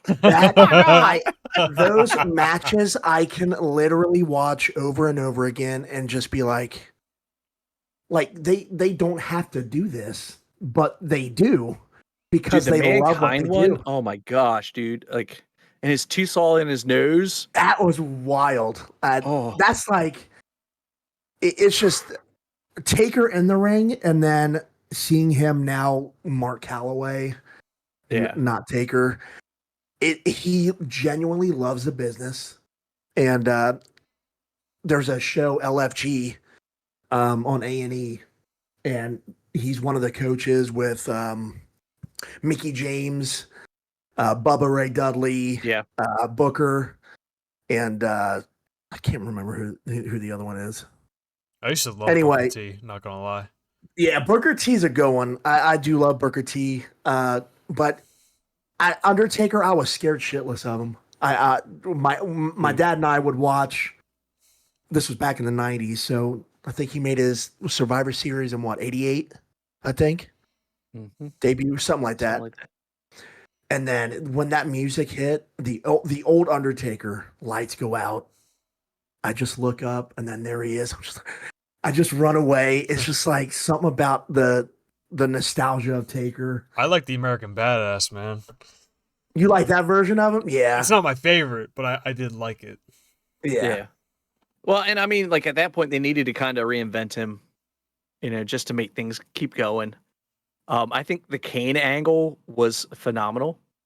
Oh, yeah. His brother and, like, all that. Oh, man, that was so good. And, for somebody who was in the business as long as Kane, like, I'm forgetting his actual name, but Kane. Glenn Jacobs. The mayor. Yes, thank you. The mayor. The mayor. Like, for as long as he was, like, because he was Ivan Yankum. Yeah, Ivan Yankum. I mean, he had some really bad had like Oh man. and Vince was all about a character person. He's like, oh, let's do this. I like Conan as like Mega Man, essentially. Like, come on, like, dude, really? Nobody's into this. Man. Like, it was rough. Like, some of the ideas that they came up with, and like, Kane was just like came out like Mankind when he first came out. Like Mick Foley as Mankind, such like. Let me tell you something. It's horrible. Mankind. Like, oh my gosh, dude. Like, it's scary. It's scary, man. Like, cause you're like, what's going on here? Is this a mental patient that's on the loose? And like, Yeah. And then I'm like, but he seems familiar. Like, no.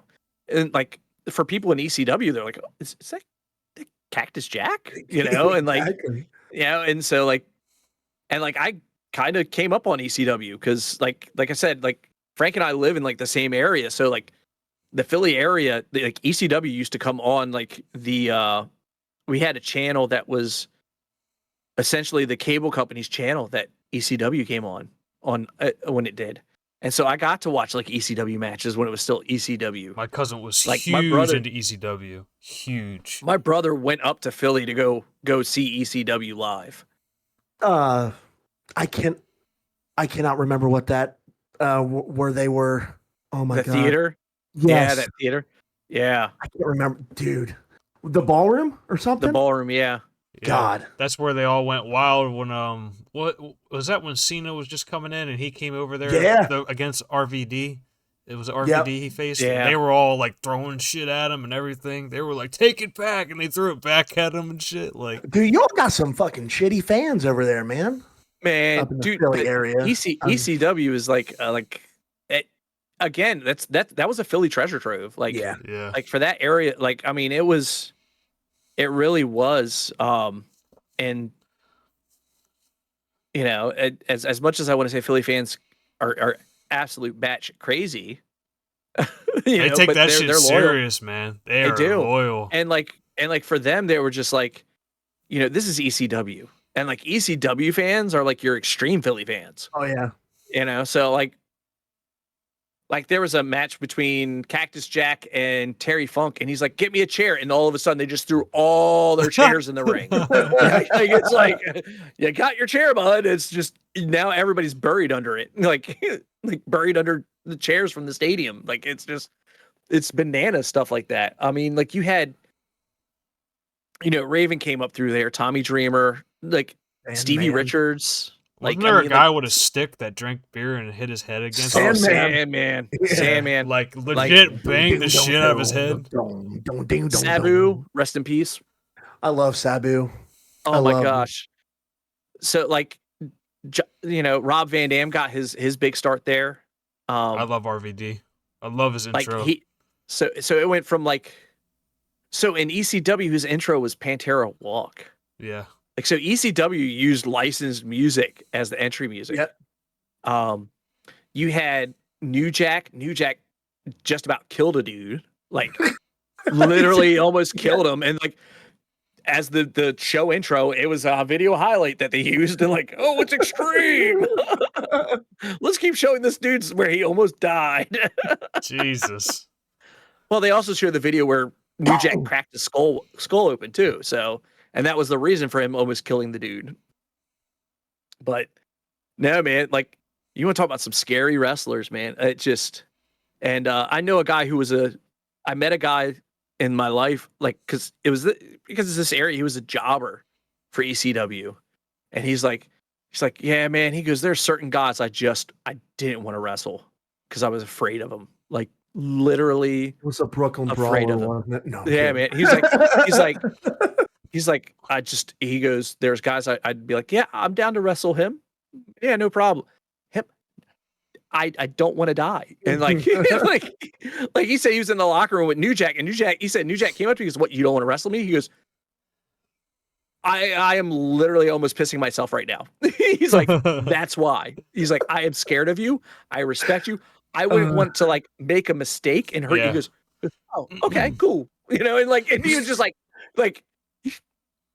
I'm like, it's like he was cool like that. He goes, yeah, when he realized the reason why I didn't want to wrestle him is because I respected him, you know?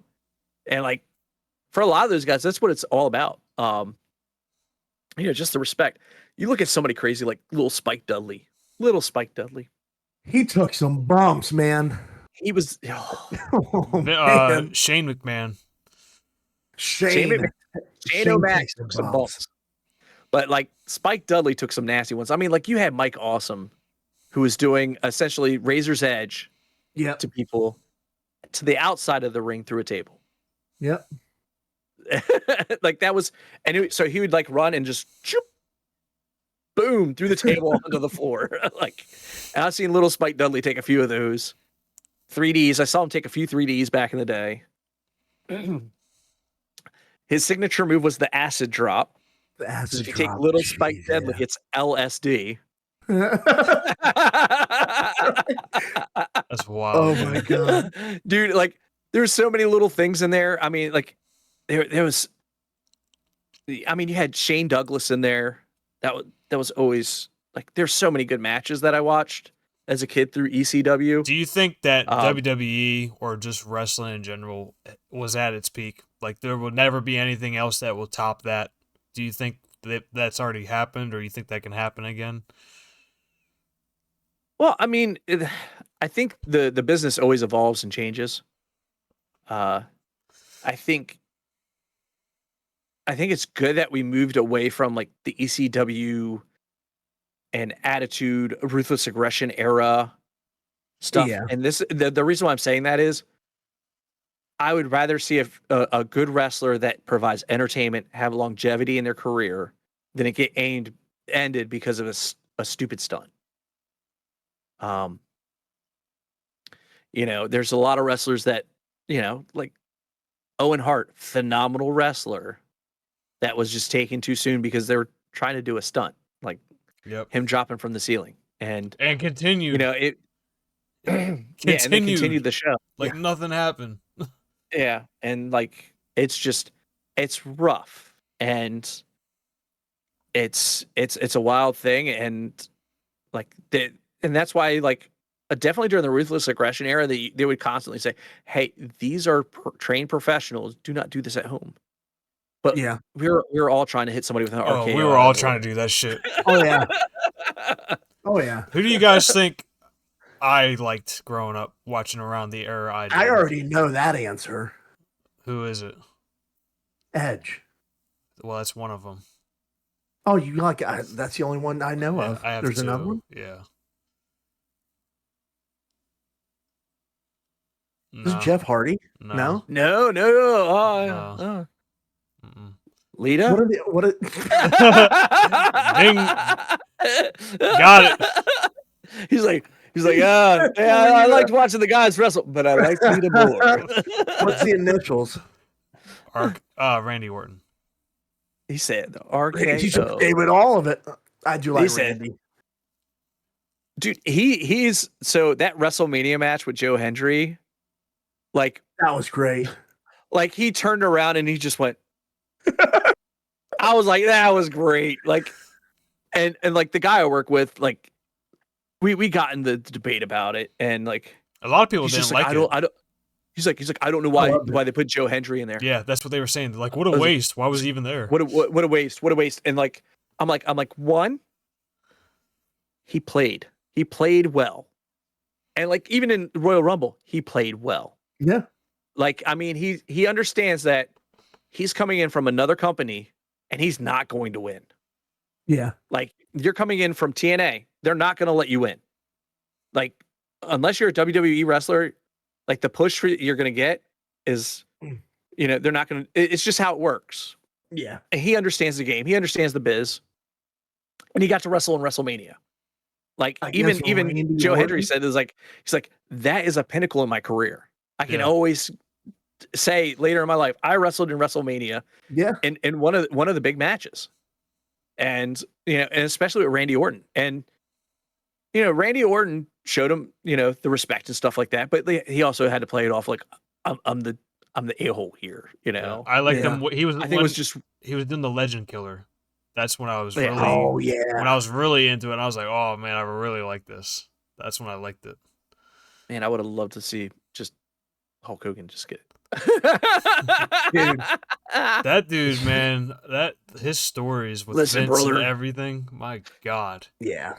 I left even though I told him I wasn't going to leave. I needed more money, and then I came back, and I'm like, holy moly. There's a reason why he got booed on the Raw on Netflix or It's whatever. crazy. Yeah. So I worked at a place. I'm not going to divulge completely. But his daughter was singing the national anthem for the event. Oh, nice. And I worked maintenance at this place. So I was like nobody, but one of our maintenance guys was asked to be his security because he was just a big dude. Right. Holy And like shit. he's like and I mean he was tall and he was built. He was a bouncer too, like on his part-time. His outside of work gig was a bouncer. So he's in an elevator with Hulk Hogan and Brooke, and he's just kind of looking. He goes, "Why am I here?" Like to Hulk Hogan. And Hulk Hogan's like, he goes, "Well, you're here as security." He goes, "Yeah, but you're fucking Hulk Hogan." Like, That's got to be cool. and Hulk Though. Hogan thought it was hilarious, but I think one of the funniest things is I just recently saw a video of John Cena and when there's little punch things like where you punch as hard as you can. Oh yeah. And like it slings back and he reels back. He's like, You can't see me. Yep, I and seen goes it. to hit it. I seen it. And he doesn't hit it at all. Yep. And he goes, I don't hit anybody in real life, and walks off. I saw that on TikTok. That was funny as shit. funny. I was like, that's great.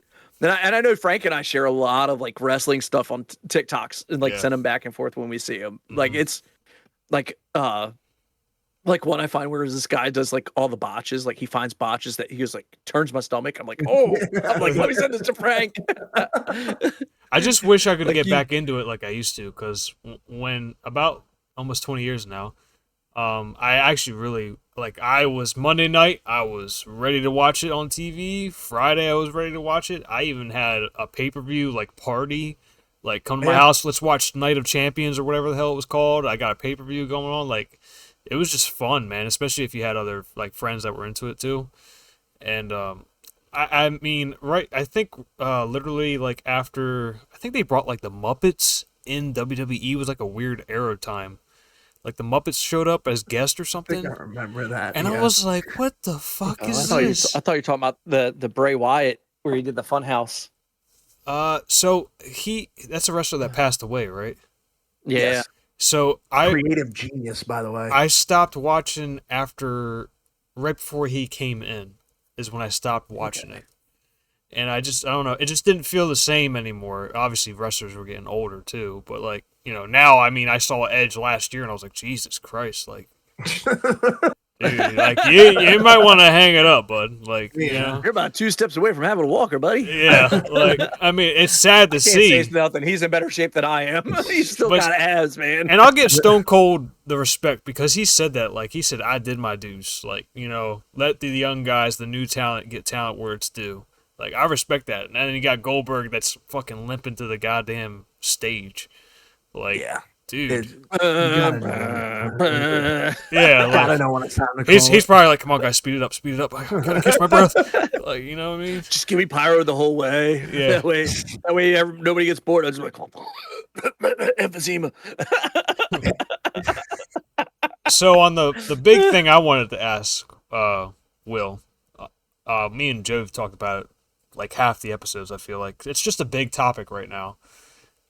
The Nintendo Switch 2. I know, like I said, you and Joey, for some reason to me, when I'm thinking Nintendo or the Switch games, I feel like you guys are the ones that, you guys know, or you like those kind of games. You go out of your way, you want that new Switch game. What are your takes on the Nintendo Switch 2? It's been, 8 years, 7 years since the Switch originally came out. Has a lot of different ports. I mean, you have the ones without the dock. You have the Switches that had, how many collectors or different editions of the Switch they made. One of the best known Nintendo consoles ever sold, I think it might be actually the best, other than the Wii. I can't remember exactly. What is your take? I think it might have beat the Wii. Yeah, I think it did. And the Wii, I mean, that was a really big thing too. What is your thing or your take on the $450 price tag with the $80 games they're also adding on top of it, with it almost looking like, honestly, just like a 1.5 or a 2.0 of the original Switch. It's not like a brand new different console. It's something we've already experienced kind of before, but with upgrades. So how I look at it as I would go the 500 price point and get Mario Kart. Yeah, there's 8, two of them, right? There's or a Mario Kart World included. there's a bundle and then a bundle without the game. Yeah, I would definitely go with the bundle where it's the $500 bundle. You save $30 in doing the bundle, I believe, or something like that. Yeah, something like that. You save a good amount. I mean, let's be honest. I understand Nintendo going to the $80 for the, like, I could see charging 80 for the physical. All right. But like, my problem with charging the same amount you would charge for a physical as you would a digital is insulting to the consumer. That's my personal feeling on it. Because they don't have the physical media that they can constantly save, and if they don't make sure that they have it saved on their console before you yeet it from the store, that's lost information. I think I was just talking about this with a friend of mine. I was like, look at the PlayStation 3 store. There was Scott Pilgrim's versus the World. Before they did a re-release on it, if you didn't have it downloaded on your PlayStation 3, even if you had purchased it, it was gone. You couldn't play it. So people were selling their PlayStation 3s with that on their console for like $400-$500. And I think it got released. I got it on here. I think the price tag for a PS3 was at $500 too when it came out. I think it was like crazy amount. I mean, that's a lot. And so you're talking a used console, but the reason why you want this used console is because I have this game saved on here. And like, let alone if you had Gotham Imposters in there too. Not saying that. Yeah, I've got those on there. Those were games that I enjoyed playing. Like there's like certain games that like people wanted to play that they didn't have opportunity because they got pulled out of the store. And that's my big fear in gaming right now. Is everything's going very digital and very much can be removed. But I also look at it, if you're gonna sit there and hit people for like a physical copy base, but with digital, it's not right. And I can understand things going up to 80 in all honesty. And things slowly increasing the way they are on the next gens and stuff. I don't think 500 is too crazy for a game bundle. And 450 for a handheld that does pretty good. I don't think that's too crazy either. If someone really wants to get it, you could get an Asus or a Lenovo Legion, Steam Deck, or Steam Deck. Well, the reason why I'm going with Asus or Lenovo is you can essentially do the gray area thing of, if you have the ROMs from the physical games yourself and you load them onto your computer, you can load them onto an emulated system onto your Lenovo. So basically, an emulator handheld. Yeah. And so you could move the Switch if you have the stuff to rip the Switch games onto your computer. You can take that ROM, put it into that emulator, and then even upscale it, and get like 60 frames per second and do all that. I don't do that because I'm not battery low enough to do that, but I have had friends that have done that, and I was like, oh, that's really cool. I was like, but again, like, I think Nintendo's trying to do what Nintendo does, and I think people that are buying the Switch 2 are people that are looking at it as in, I'm getting the next console, next gen to keep up. I will give Nintendo credit of making it backwards compatible with the Switch games, so you can play your old Switch games on there. I'm not rushing out to buy one because I have responsibilities, right.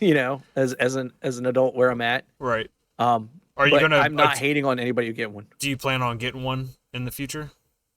That's a big discussion between the wife and myself, as in where we want to be at, and if it's something that's going to be there. I don't think we'll do it like we did with the Switch 1. Just to let you know, in our household, we have 3 switches and a switch light. like, I'm like, we have his, hers, the family's, and then like the little mini portable one that like now my son, whenever he sees it, he's like, let me go hide this in my room. like I had to have a conversation with him about it. I'm like, yo, dude, I'm like, hey man. I was like, come here. I was like, so you're hiding the switch light? And he's like, no. I was like, you're trying to hide it from us. So you can be sneaky about it. I'm not being sneaky. It was in the room. I'm like, buddy, was it visible where I could just go in your room and see it? He's like, no. I was like, then you're trying to sneak it. Okay. And he's like, all right. I was like, do you think if daddy was your age, he'd be doing that same thing? And he's like, no. I was like, actually, I would. Let's just be honest. Like, and he just kind of looked at me. He's like, I'm like, but we can't do that. All right. And my parents would say the same thing, that we can't do this. All right. And this is the reason why. I was like, you need to get your sleep. It's funny because my wife said that he opened her phone. Right. So I guess he knows her password now. Oh God. But she found him on her phone. Right. This is funny. Using the calculator. Using the calculator on her phone. Oh my God. I mean, listen. Not playing any games. It'd be a lot worse. The calculator. He's like, I'm just trying to make sure that my math in my head is right. And I'm like, that is something I would do. That's like a just win. running numbers in my head. I'm like, well, maybe no. Yeah, okay. That's a win if we're all doing the calculator. And actually, there's only 15 games announced for the Switch 2, and what me and Will said earlier, more than half of them, I think, that I'm looking at it right now are ports. Yeah, they're just upgrades. There's a lot of ports. I think like Cyberpunk is like one of the newest. Is one of the new ones. I mean, Elden Ring. I'm looking forward to. Yeah, Elden Ring. It's a port over. I mean, I'm looking at Pokemon Z to A is something, but it's also gonna be on Switch. I don't think it'll run as smooth. I know a lot of people are saying that Scarlet and Violet run really smoothly. Yes, I heard that too. On the Switch 2. But it's not enough for me to go out and purchase one. Yeah, and that's kind of it's just. Joey said it good the other night. He was on Hylian's stream, and what did Hylian said? What did he say, Joey? Hylian said, if you're contemplating and you're thinking about buying the Switch 2, then you probably aren't ready to get the Switch 2. Yeah, I mean it's a valid reason. Like, I'm not gonna lie, I was contemplating getting the Switch 2. Yeah, but I'm just like it's just the library's not quite there yet. Yeah, I agree. I mean, when you got to think, when the Switch came out, the game it released with was Breath of the Wild, one of the greatest games. And you're talking a game, and this is, and I'm going to go to Spartan on this because Spartan always has such a really, really solid answer for video games. If you're charging me $80 for a game, am I going to get 80 hours worth of play out of it? And by that, he means for how much time, and his is all quantitative. However much time you're spending on it, is it getting worth that? So if you play a game and it's an $80 game and it only goes for 20 hours or whatever, so you divide that 80 by 20, and like that's how much time and how much do you make at work per hour? So now you got to say, was it worth this amount of time that I spent at work to be able to enjoy this amount of time on this game? Right. So if I'm not getting the full run on that, and now that I'm going to bring back Stardew, I've spent almost 200 hours playing Stardew. Like, I've got my money out of it. My wife has probably played up about the same. We've gotten our money out of it, and that's how I quantitate it. Like Animal Crossing, even though Joey hates it to death, I got my money out of it. Yeah. It's still a popular game. Still popular. Still people playing it. Yeah. I haven't picked it up since I stopped streaming it. I think I overdid it on streaming it. I think I did too. Was there?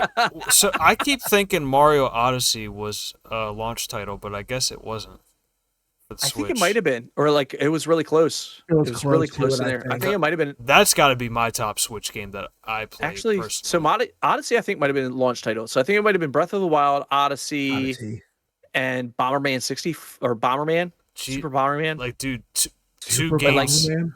two Yeah, games like right Super there. Bomberman Though. are. I mean, Breath of the Wild is like that's like the best Switch game I think. Honestly, other than It's an awesome Wii U game. yeah. It's an awesome Wii U game. That's where I first played it. I had a Wii U, so that's just crazy though that it's a launch title. I mean, I kind of feel like the mistake they made was the Donkey Kong game should have been a launch title. I feel like that should have been a launch title. We discussed this last episode. I completely agree with that. I think Nintendo kind of they're really heavy on Mario Kart World right now. They love Mario, which granted, I guess yeah, it's Mario, but I really do think with the amount of hype that Bonanza's getting to be even considered as a possible Game of the Year candidate, like wouldn't you kind of want that over, Mario? But it's just I don't know. Yeah. Well, I think them going with Mario Kart World is definitely showing how they want it to be a party system. Yes. Yeah. And Mario Kart World showcases their camera setup and everything. I think for Nintendo, they saw it as a way to make people buy a whole bunch of peripherals to be able to try and shut out things like Discord, and yeah, I forgot they added those aspects. They want to use other mechanics other than just the games itself. Now, I think the biggest slap in consumers' faces when it comes to the Switch 2 is that how my Switch 2 works tutorial game. Like, I think that's a big, that's something that should have been included for free. The welcome tour. You had to pay $10 for that. The welcome tour. Yeah, it should have been free. I'm like, really? So I can learn how to use your $10? Oh, they do have that one game coming out, that new game where like you're in a wheelchair. Oh yeah, you gotta use you gotta slide them on the table. Like Nintendo's like, we want you to mess up your Switch controllers, so you have to buy our $100 Switch controllers to replace. You know what's funny? The welcome tour game. The welcome tour game that's $10 already. To fully get all like the achievements and stuff, you have to have all the accessories on top of the Switch console to fully beat that game. That's wild to me. Yeah, exactly. It's a buy our stuff type of. You can't experience this welcome tour because you need the Pro controller. You have the system, but you also need to do the tour for the controller and the headset and this. Like, what? Why? Yeah. You asked if I was a Nintendo guy. I am, but I'm old school. Like, well, that's why I wanted to ask both of you guys, because I know, the Switch is. I think the Switch might be the top Nintendo console now. That's just my opinion. Overall, I think it beats out the Wii for me. Game-wise, and when I'm looking at the library, I mean, you're saying, two Zelda games right there. Breath of the Wild and Tears of the Kingdom. Banger after banger, right? I'm not even a Zelda fan, and I had an amazing time with Breath of the Wild. I've never played a Zelda game in my life. It was so fun, man. Such a good game. And I guess another thing that frustrates me with the Switch 2, they could have easily had the GameCube online on the Switch 1. Yeah, I don't understand that either. I don't know why they did that. I don't know why they did that. But what it is it's to try and push you to get the Switch 2. Exactly. There you go. Because everybody's like, wait, Wind Waker's going to be on Switch 2, but not on Switch 1. The Switch. Unbelievable. And that was like, bro, you really doing that to people? But they're not stopping in new games. So the Donkey Kong game, can that go on Switch 1 still? I don't know if it's going to be. They might have a Switch 1 version come out. Yeah, that's the biggest thing for me. Are they still going to put Switch 1 versions of these newer games out, or it might not be able to handle it, honestly, with the newer games? Well, the Pokemon Z to A is scheduled to come out on Switch 1. I think Metroid Prime 4 is actually going to come out on Switch. But another big one people are looking forward to as well. but I think it's gonna play smoother. It's gonna look a lot better on, you know, on the Switch too. Let's be honest. And the Forgotten Land and the DLC is also a upgraded port as well. The first game I Yeah. saw Joey play streaming wise. Hogwarts Legacy is a upgraded port.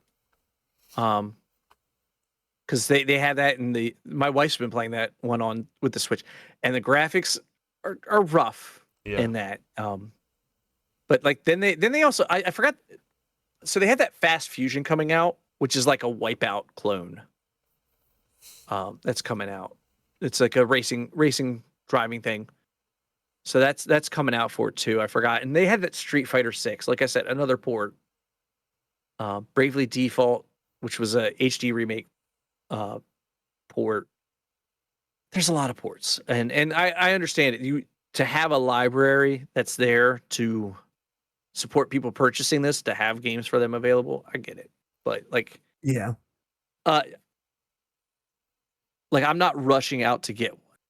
Yeah, like I told Joey, Yeah. I might try to actually get one by Christmas time. Hopefully there'll be more games out by then. But like you said, Yeah, I think that's. I think it really is honestly just in your preference of your game time as well. Like I don't have a lot of time, just like you. I have a kid, so I can't just go out and spend $500 on a console I might use maybe an hour a day. That's definitely not worth it to me right now. So Yeah, and I didn't rush out and get the Switch One either. I didn't either. I didn't rush out and get it.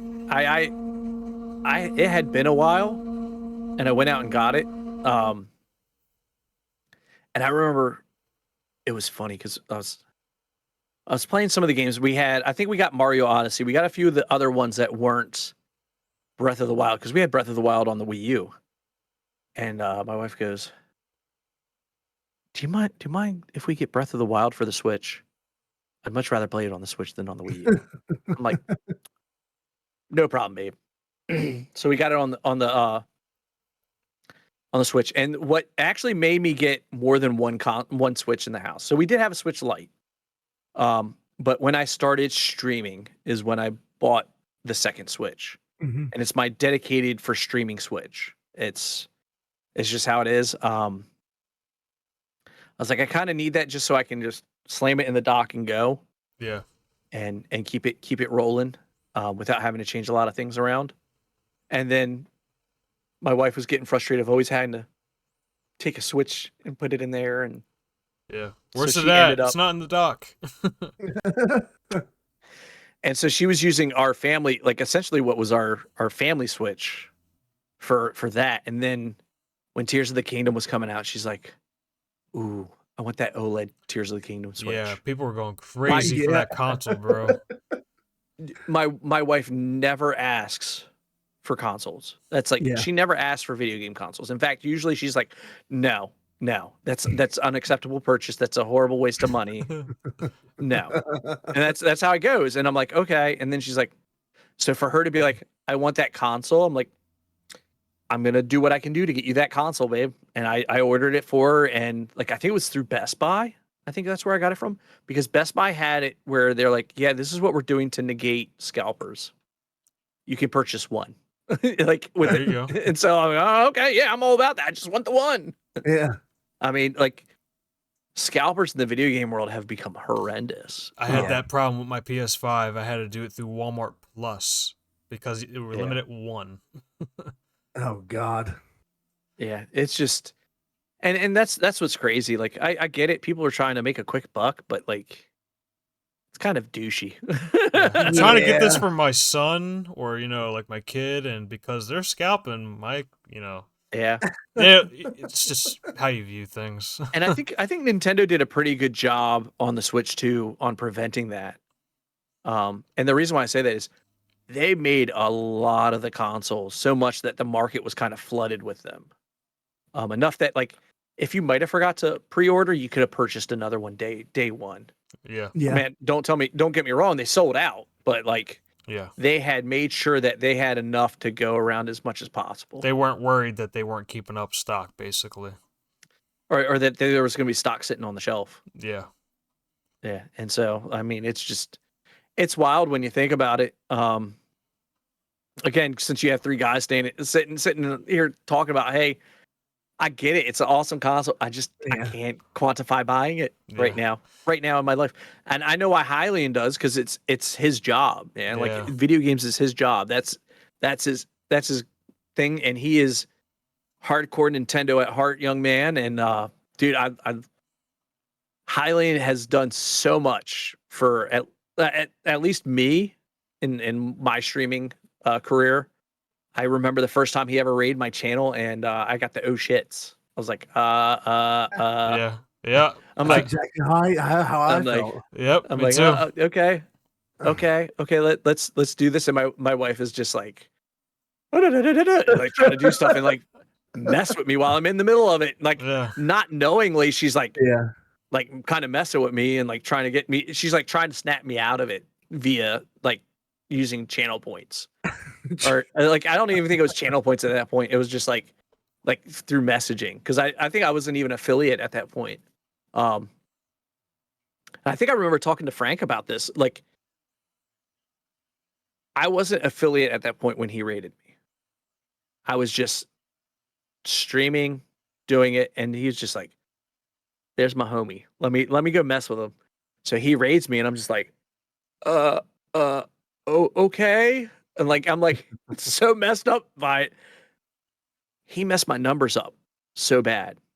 Like I was averaging 1.5 viewers an hour.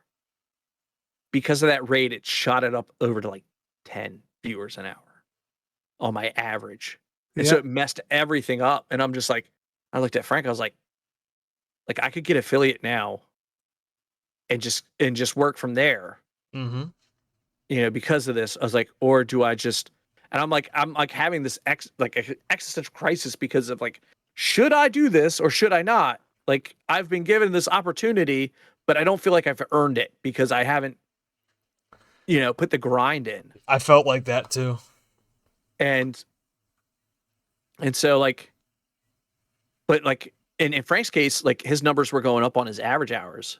And like, I was like, he's doing this the smooth way, in the right way. And like, there was times like at the end of my streams, if I was running, I was like, I'd rate his channel so that he'd get more viewers, and like trying to help each other up. And but yeah, that Hylian one threw me off. And then I was like, you know what? This is my opportunity and goal to go, and I can work from there. And so I went for it. Luckily I had like the raid stuff put in place at that time. So like it just wasn't like a, oh, you just rate, oh, semi-professional rating, you know, and it's like, oh, okay.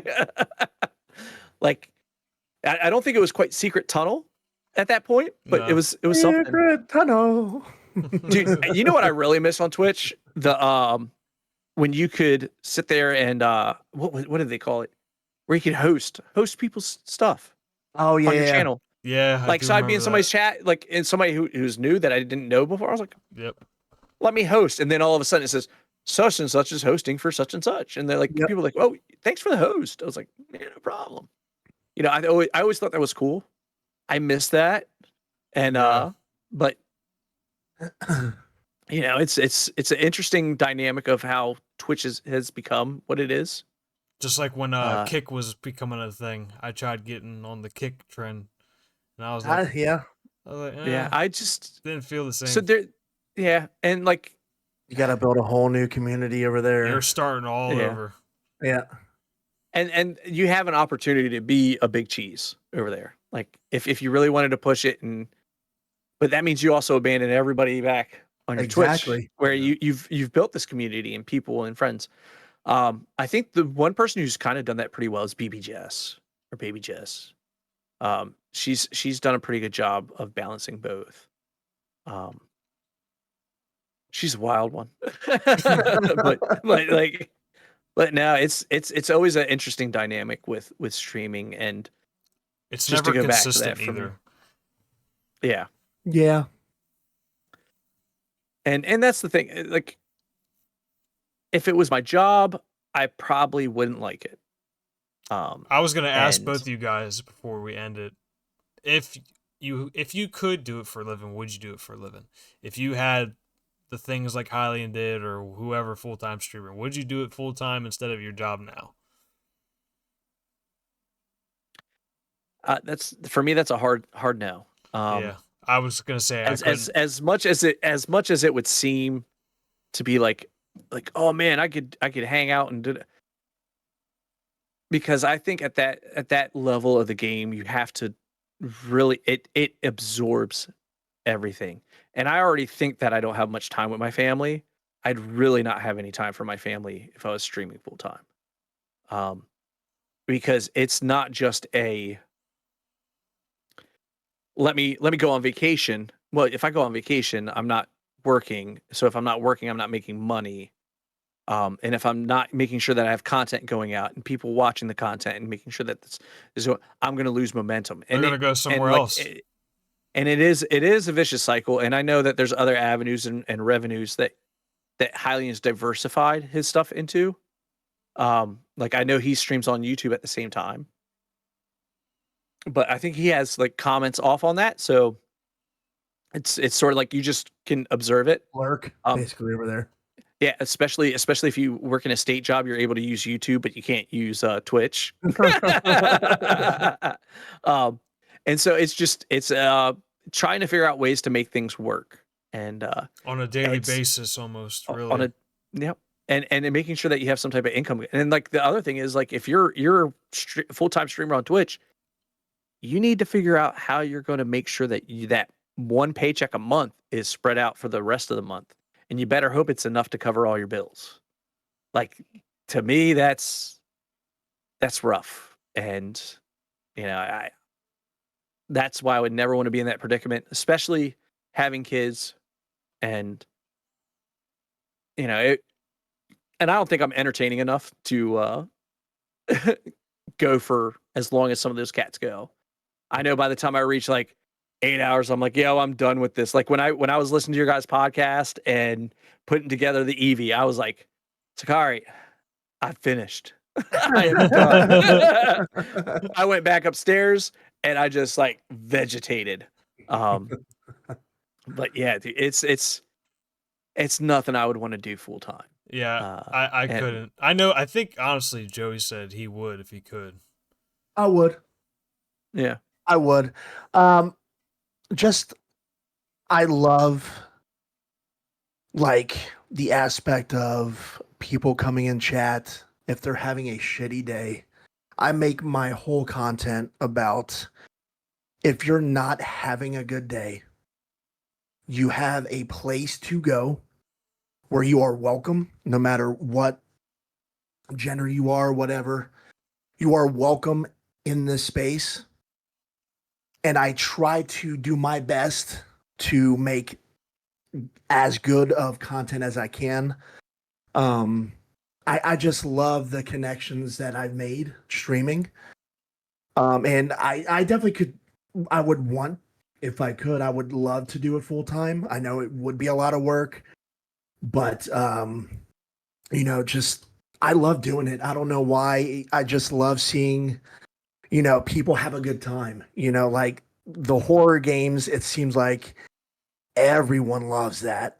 Well, we like seeing you get scared. Exactly. Yeah. So yeah. I just love my whole thing about streaming. You know, when I started, I was like, you know, money's nice. It's always a great plus, right? But the more I got into it, the more I loved meeting you two, the small streamer community, the Hyrule Gaming Group. It's the friendship and it's the connections and it's the, you know, the just everything about, you know, streaming to me is just, I love it. Every time I hit the go live button, I used to be like nervous as shit. Now I'm excited. Like if you like 2 years ago, if you would have told me, I would have started me dancing on stream like a complete idiot. That wasn't me 2 years ago, but I enjoy it because I want to have people get set in a good mood for the stream upcoming. Because I don't want to have anybody that's, you know, in a bad mood. We got to lighten them up a little bit. So I would love to do it full time. I'm trying to grind content on YouTube more. I think it's honestly, I think it's a grind that never stops. It's just, you're right. It's literally the definition of grind. That is what a streamer is. Or I'm in content the middle creator. of editing a video, and it's like I've done halfway through it, and I'm just like, this is really just like grinding. I'm like an hour into editing, and I'm just like, oh man, I still have some more to do. Hey man, all I know is when I was in high school, we had to do it on the old school decks. So it was on VHS tapes, Oh and you had to yeah, like use little spindles and cut and everything. Digital, it's like, oh, I'm just gonna shrink you here, put it there, and yeah. I'm like, oh That's my so gosh, true. like dude, like I had friends of mine that made a movie. I'll plug it on here. You can type it into YouTube. It's called the Blair Clown Project. It's out there. But like they did it all on the old school reels. So like they edited it piece by piece by piece, and it was an interesting little cool thing. Like yeah, digital editing's come so far. It's really cool. I absolutely hate editing. I like the thumbnails. I hate the editing part. I can't You stand love it. those thumbnails, Dude, his thumbnails are they're like when he poorly photoshops himself on something, but it makes it Yeah. excellent. Yeah. Hey, that's the one thing, and make it you, right? Just make it. Yeah, It's dude, not. I love but it's it. great. It's great. Yeah. You gave me the advice to post my face on thumbnails now. They were like, Yeah. yeah, that's what somebody always said. They were like, I love how you just stamp your face on something and that's your thumbnail. I'm like, You get the stamp of approval. yeah, like, hey, I'll take this picture from that game and I'll put my face on it. There you go. There's my thumbnail. You know, hey, whatever. It's my stuff, right? I mean, it's my face. Exactly. It's my face. My content, my face. Yeah. This is the moneymaker, baby. I honestly think I couldn't. I honestly don't think I can go back to streaming like I used to. I feel like I'd rather just sit here and watch you guys stream. Yeah, Joey, I know. It's killing you. I don't know. I don't know. I just don't enjoy it like I used to. You know, it's so tired now. Like I'm like, wow, You're so old. Yeah, I know. It's literally it's 5 hours past his bedtime. Shut up, Joey. Yeah, first of all, like, you know, knowing Frank, and I understand the job that he does really, really well, and I understand the hours that he works. And also having his other, personal business, like that, the fact that he's been able to hang with us and like give me the opportunity to be on here. I greatly appreciate your time, Frank. I really do. Yeah, no problem. Because I completely, I know this is pushing into to peak sleep time for you, and and it's pushing into peak sleep time for me as well. Yeah. We all don't get to work from home, Joey. Oh yeah. Shit. You caught me. He's working right now. We don't get to working right now. we don't get to wear PJs to work. Who said I wear PJs? Yeah. Oh, you Winnie the Pooh in it, just wearing a t-shirt. He's on Zoom. Oh, finally, I can take the shirt off. No shit. Yeah. Right. But it is nice He's Winnie because the Pooh in it. He's just wearing like a button-up polo, and he stands up and forgets the camera's on. it's kind of similar to streaming though, because the podcast, like I said, it's being recorded. It's not live. I don't have to sit there and look at chat, worry about, oh, it's crashing, it's not connecting, it's not, I don't know. Like, that's when I had that YouTube phase when I was doing G Fuel reviews. I don't know why the fuck I did that anyways, but it's just, I was trying, I guess, experimenting, but like, yeah. And you were like, maybe I can get hooked up with G Fuel. Yeah, basically. And now, which is really funny because I had some before starting this before coming down here. Honestly, I don't even want any of that anymore. I don't know. You fucker, you gave it to me. Yeah, I mailed it to Joey. I say, here's all my leftover G Fuel. But I was just experimenting with it because I was like, wow, I don't have to worry about going live and worrying about a live chat. I can just kind of record and then post it and leave it there. But it's just, I don't know. It's really like out of your comfort zone because you're sitting there recording yourself by yourself on a camera, and it's like, why am I doing this? Like, why do I look like that? Like, but that's what people do on a daily basis too. So it's just like, I don't know. It's just weird, but I do look forward to this because, like I said, I don't have a lot of time like I used to, and especially with my job now, definitely don't with my time schedule changed too. Um, but I do look forward. Just this is what the whole point was. Streaming was to talk to people through gaming and then get to know each other and meet other people. Like I tell Joey all the time, I talk to people I met through streaming probably more than my in real life friends, honestly. Or I look forward, like when Will was live, I know he doesn't go as live as he used to as much either. So I was like, oh, let me tune in because I usually don't see him live as much anymore either. Like I said, a lot of people aren't live anymore. Yeah. That when we And started. for me, it's definitely become more difficult. As of late, especially like the summer hours, it's become more difficult for me because of the position I'm in now. Because I'm the second in command, so my boss is on vacation. So that's why I was like, hey guys, do you mind meeting up later tonight when we do this? And I'm like, I know it's, and then I'm like thinking to myself, I know Frank works early in the morning, and I'm like, but like I was afraid that in the middle of work, or in the middle of recording, getting a phone call like, hey man, this is it, Yep. and I just didn't want to ruin your guys' podcast, and that's really where my heart was in this. And I hope you know that I completely wholeheartedly support you guys. You're doing an awesome job, and Well, that's why we wanted you on here. You listen to every Yeah. episode. Absolutely. So I mean, like I you're said, like this guy's straight making us sound good, man. He's on the stream, and yeah. but all of a sudden he's sitting there, hey Frank, it's Tony Luke sucks. It's cool though, you know. And you know what? I sat back and I looked at a Google map because I put in Tony Luke's. I'm like, why is he so heck bent on Tony Luke's and Chicky and Pete's? And I'm like, it's because they're in the link. That's why they're in the actual stadium. Yeah, they're sponsored. for the Eagle. Del Rossi's, man. Del Rossi's. Okay. Chicky and Pete's is just McCain fries with Old Bay seasoning. It is. So if you want to try that, agree. Joey, go get like Right a can of like the cheapo nacho cheese Put it in the gas store station right stuff. now. Make Heat your it own. up and then take some McCain fries in the air fryer and toss them with some Old Bay seasoning, and you've got Chicky and Pete's. I mean, he's not wrong. It's just a I'm name. not. It's just a name over it. Dude, I did that. So I was at Hershey Park with my in-laws, and like Hershey Park has a Chicky and Pete's in there, and like my mother-in-law's like, you gotta try this. This is so amazing. I'm like, okay. I was like, is this what everybody raves and rants about? And they're like, what? It's like McCain's crinkle cut fries with Old Bay seasoning on it with some cheese sauce. I was like, this isn't mind-blowing, friends. You want some real crab fries, baby?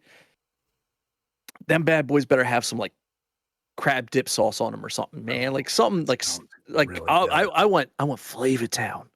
I want Guy Fieri to pop out and be like, hey buddy, try these. Guy Fieri would be like, this is so mid. Nah. But no, it's all right for what it is. It's just not my style. And but yeah, so you want Del Rossi, Cooper Sharp, that's how it goes, baby. But Tony Luke's is all right. It's all right. Yeah. But like I think I got turned off by Tony Luke's because Tony Luke's became like if you're talking Tony Luke's like 20 years ago, it was in the pantheon, but he got greedy and like, yeah, like they even made it to where it's in like it was in the grocery stores at one point. Yeah, it was. Tony Luke's cheesesteaks. I'm like bro, and then it told you how to cook it. It was like, boil this. I'm like, who boils a cheesesteak? Like, what the heck? That's like a hate crime. What? My meat's so soggy. Yeah, it was in fucking water.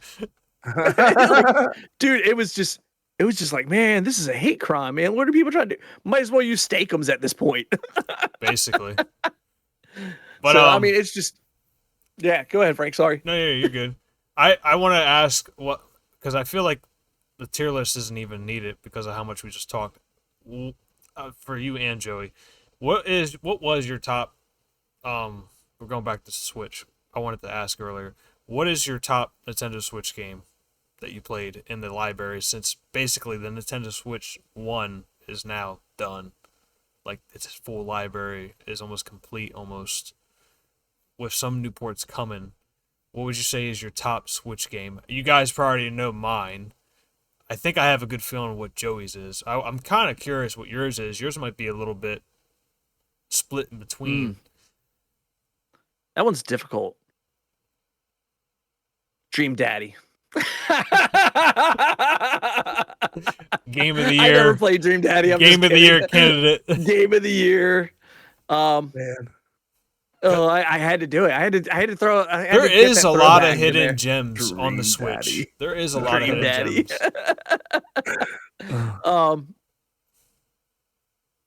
So if it's probably going to be like Tears of the Kingdom because it put the improvements on Breath of the Wild that were needed. They tweaked the things that need to be tweaked, like the recovery time and stuff like that when you got knocked down. People were going crazy when they saw that trailer, man. I'll never forget it. And like just the different dynamics of like building stuff, and it was stuff that Joey like, wanted to build, not puzzles, but on Tears of the Kingdom he did. Yeah. Yeah. Well, it was like the one of the first puzzles. There was like the bridge, and like I'm like, well, what if I do this? And I jumped up and I flipped and put the shield and I grind across the line across. I was like, win! Instead of trying to build something, people were like, that's not how you're supposed to do this. I was like, I guess I just did. It works.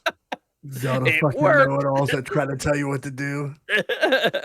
They're just like, but I didn't know you could. That's bullshit. That's bullshit that you just did. You cheated. Well, they wouldn't have put it in the game correctly. I found think a way to figure out yourself. I think you and Joey are the same with Souls-likes. You're not big into them either, correct, Mr. I'm not. So I played Neo 2. Because me and you talked about, me and you were working together when Elden Ring was popping off, and you said you weren't really a Souls player, and I said I wasn't either, and then I was like hooked into it. And Joey hasn't really been. I don't even know if Joey's ever played a Souls-like yet. I've never played a Souls game, but in August that will change. I think Zelda Breath of the Wild or Tears of the Kingdom is like Nintendo's Elden Ring, if that makes sense. Like Elden Ring introduced players. Point. Elden Ring introduced players like you guys and me. It made me like Souls-like games because it was open world. Where I never played a Zelda game. I played Breath of the Wild, and I really enjoyed Breath of the Wild and Zelda, and now I want to play other Zelda games. I feel like that was like a comparison I kind of saw. And honestly, I thought you two, it was either Breath of the Wild or Tears of the Kingdom was going to be the... Yeah. Mine was the opposite. Really? You went with Breath of the Wild as mine's Breath of the Wild. Really? Yeah. Yeah, just because it's the first game, unlike we've ever like pretty much seen in Zelda. You could do so much that you basically couldn't do.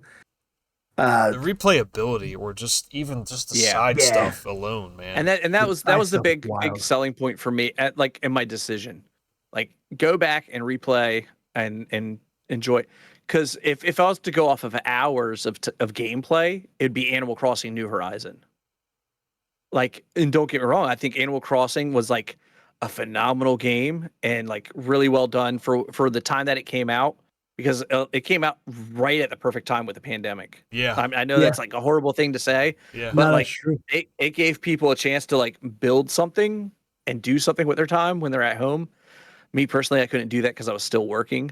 Like in that whole realm of things, and trying to find new ways of being able to do essentially help to put church online for the church I was working at that time. So it's just, but Animal Crossing was a really phenomenal like game as well. But like, I think as in for me, like the top tier Nintendo Switch game, you know, for me had either Zelda, Breath of the Wild or Tears of the Kingdom. And I completely understand why. And it was a difficult decision on Tears of the Kingdom because Breath of the Wild was so groundbreaking. Yeah. I mean, it's like just experiencing it for the first time. You can't do that again. I feel like, yeah, Yeah.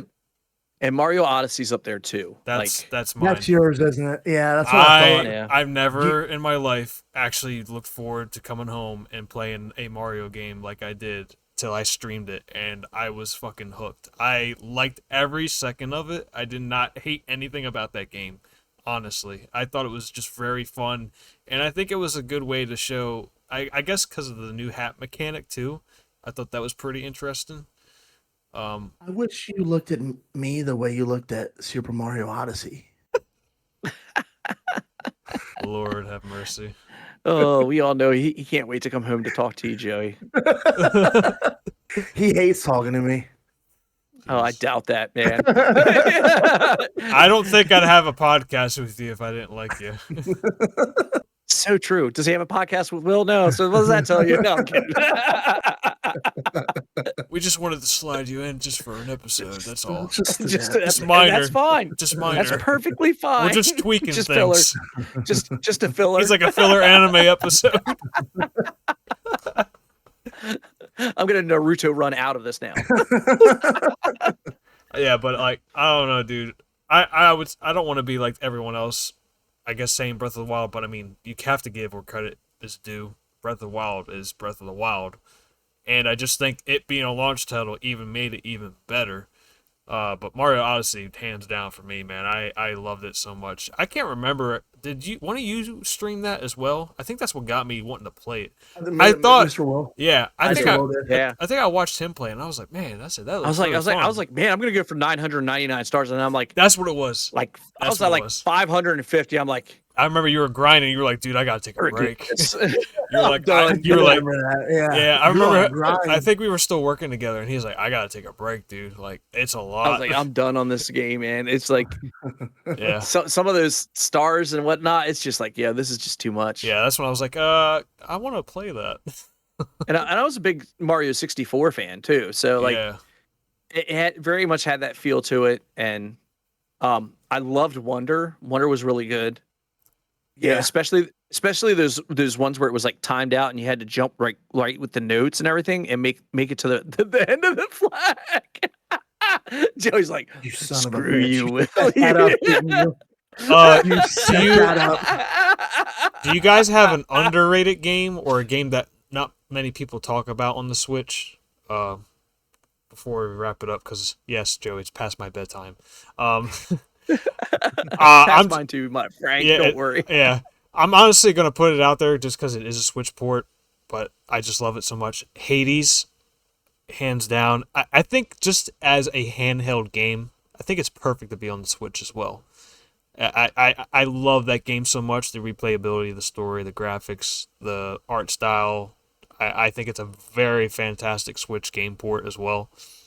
I think that's a good underrated game for me that people should try and play if they do have a Switch, and it's I think only $20. It's a steal of a price in my opinion. Will or Joey, I don't know if you played a game where many people just don't talk about, where it's like, you know, Breath of the Wild, Mario Odyssey, maybe just a game that doesn't get a lot of, you know, hype but should or could. I mean, Switch has so many games. I think a lot of people talk highly of Bayonetta. I think Sakura. Bayonetta's up there. I've never played, but I've heard lots. I've heard very good things about Bayonetta on the Switch. So I played Bayonetta 2 on the Wii U, and like, I think Frank would love Bayonetta because I know you're a big Devil May Cry fan. Yeah, I got introduced to it in 2021 when I just got my PC. Fairly similar control type stuff. Yeah, I love that kind of style game. Yeah, where it's almost beat 'em up style type esque. So yeah, Bayonetta's a really, and like, I mean, they had 1, 2, and 3 on the Switch, plus the Lost Origins of Cereza, which was like a story based one. I think they do a lot of bundles on the Switch too of games, like series. I think they got a lot of bundles. I think that's also something they do good well with. So underrated. Oh my gosh, Frank, that's killer, man. I know. I would say Mario Kart 8. I guess honestly is. Well, I mean, a lot of people love Mario Kart 8. Yeah. Same as Smash Bros. Like, I love Smash Bros, dude, so much. Never played it. Never played it. God, Mm. missing out, bro. I'm trying. This is difficult. I mean, This really is. I mean, even if it's something you own, like if you own it, like in your library, it's just a game not a lot of people talk about. Maybe. You played a lucha wrestling game, didn't you? Yeah. So that is yeah. That's Guacamelee. Guacamelee is a really good game. That was on multiple consoles. Beat 'em Ups actually talks highly of that game. Yeah, it's a super phenomenal game. It's a Metroidvania style game.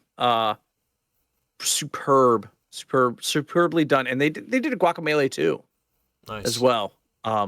So not only did it have lucha libre wrestlers, MrWill. Yeah. So, but it was that is a phenomenal game, and I forgot about that one, Frank. That is a good game. It definitely sits up there. Hades is another one that I really like. I wasn't sure I was going to enjoy, but I really enjoyed. Yeah. And getting into, Dead Cells. Yeah. I don't know if Dead Cells gets enough of the hype. It's a very popular title. I haven't played it Yeah. as well, but another one. It's also on Steam, but it's another game, Metroid-like. Metroidvania, yeah. The game you let me try out. It's on the Switch. Hollow Knight. Hollow Knight's a good one, yeah. Hollow Knight's very underrated. Yeah. That's a really good freaking game. I didn't think I would like it, Yeah. but I really do like that game. I've not finished it yet. Because, like I said, everyone's like the Mario game, the Zelda game. Like, those are always it's Nintendo characters. I mean, they're like the main ones. So, I always get excited when Sparty streams Splatoon Saturdays. I think Splatoon. Yeah. That franchise is very underrated. That's Nintendo's Call of Duty. I love Splatoon. Maybe. I think it's more of like Nintendo's Overwatch. Yeah. You can say that. Yeah. Which I'm surprised I like it, but I really do enjoy. I didn't know anything about it until Spartan streamed it. Another reason why I like streaming. I had Splatoon on Wii. I had it on the Wii U when it first came out. And I got Splatoon 2, but I never got Splatoon 3. So I was like, I'm not that massively. I don't put enough time into it. Yeah. Where, but yeah, Splatter Day works pretty good for Sparty. The community, like the fans, are when they're into it. I'll give them that. Very passionate.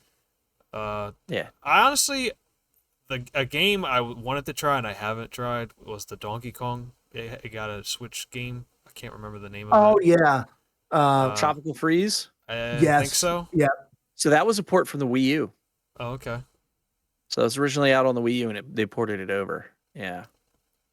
Not many games I went out of my way for the Switch, other than sorry. I agree. Pokemon Shield. I absolutely loved. I put a shit ton of hours into that. Maybe because I haven't played since Gen 3, but that was a big game for me on the Switch. Well, probably the top 3 game was Mario Odyssey, Pokemon Sword and Shield, and then Pokemon Violet is the most time I put into. Pokemon Violet was rough. It was. Did you ever play Arceus? Nope. No, I didn't. But I heard played Arceus a little bit. I heard that's a must. So like this, I think this is why so many people were outraged by Scarlet and Violet when it came out, because if they played Arceus and you saw what the potential could have been, and then you go to play Scarlet and Violet, you're like, this is what you could have done. It downgraded. We would have been happy. Yeah. And this is, and I was telling people, I was like, it feels like a beta. Like this is like a thing we're trying out to see if this is where we want to go forward in the next Pokemon game. I thought the graphics were Scarlet terrible. And Violet.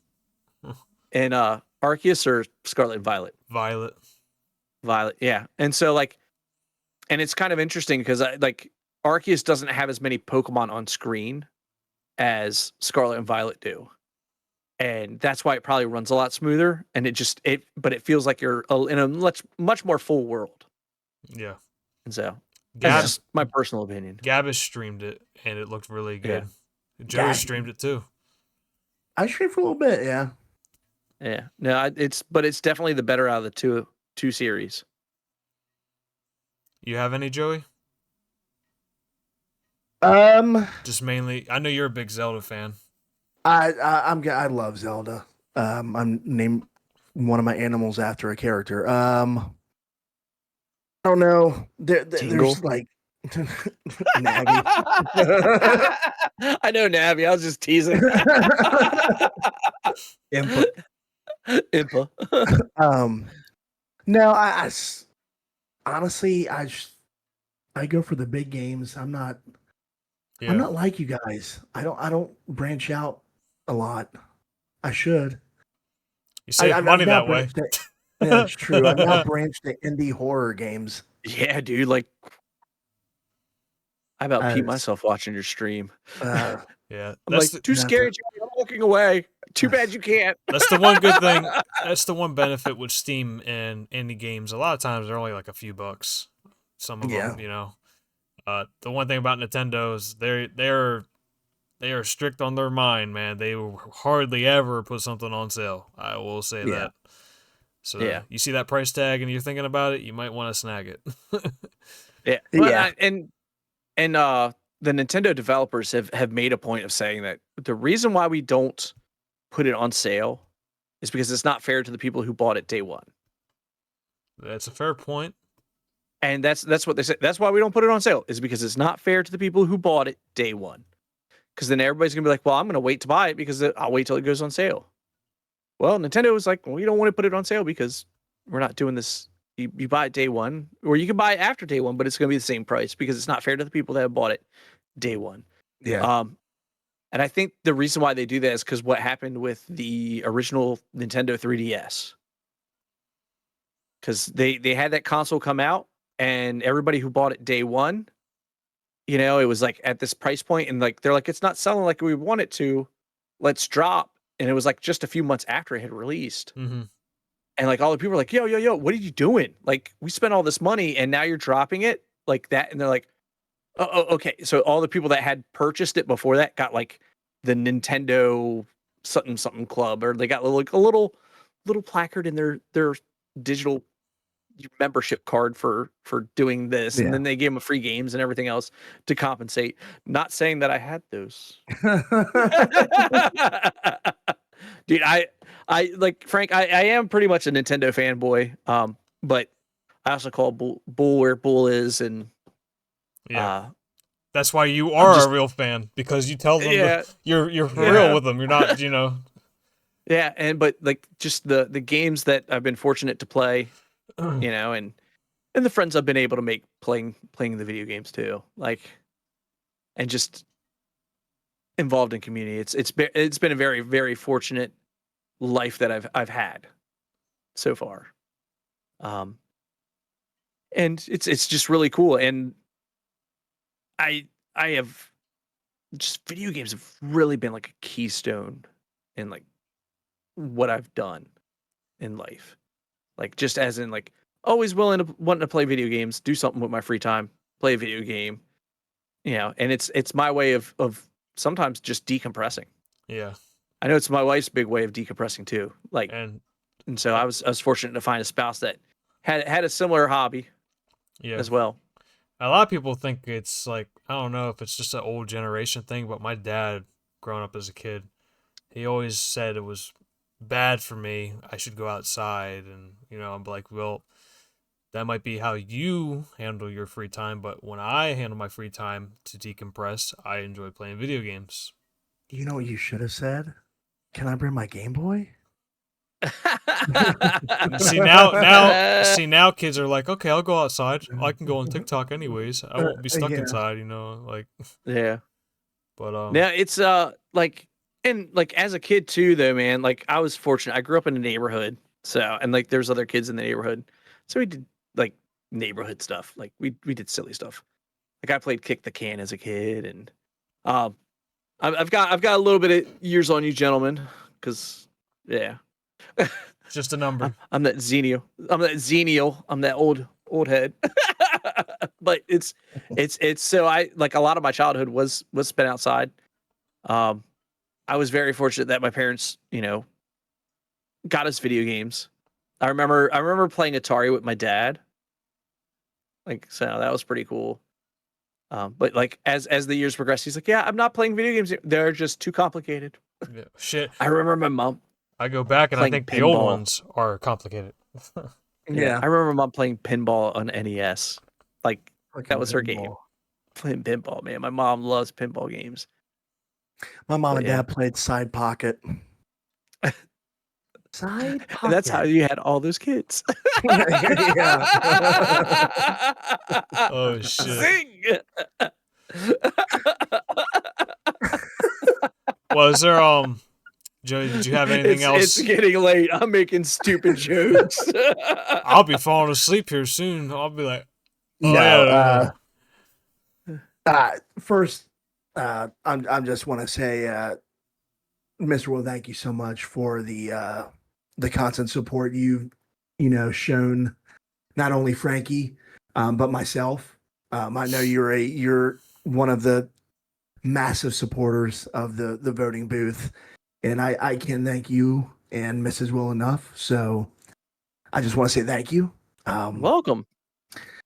And there wouldn't be anybody else to do Stooge #1 than MrWill. So I want to thank you so much from Frankie and I for being on and for the constant support. Thank you.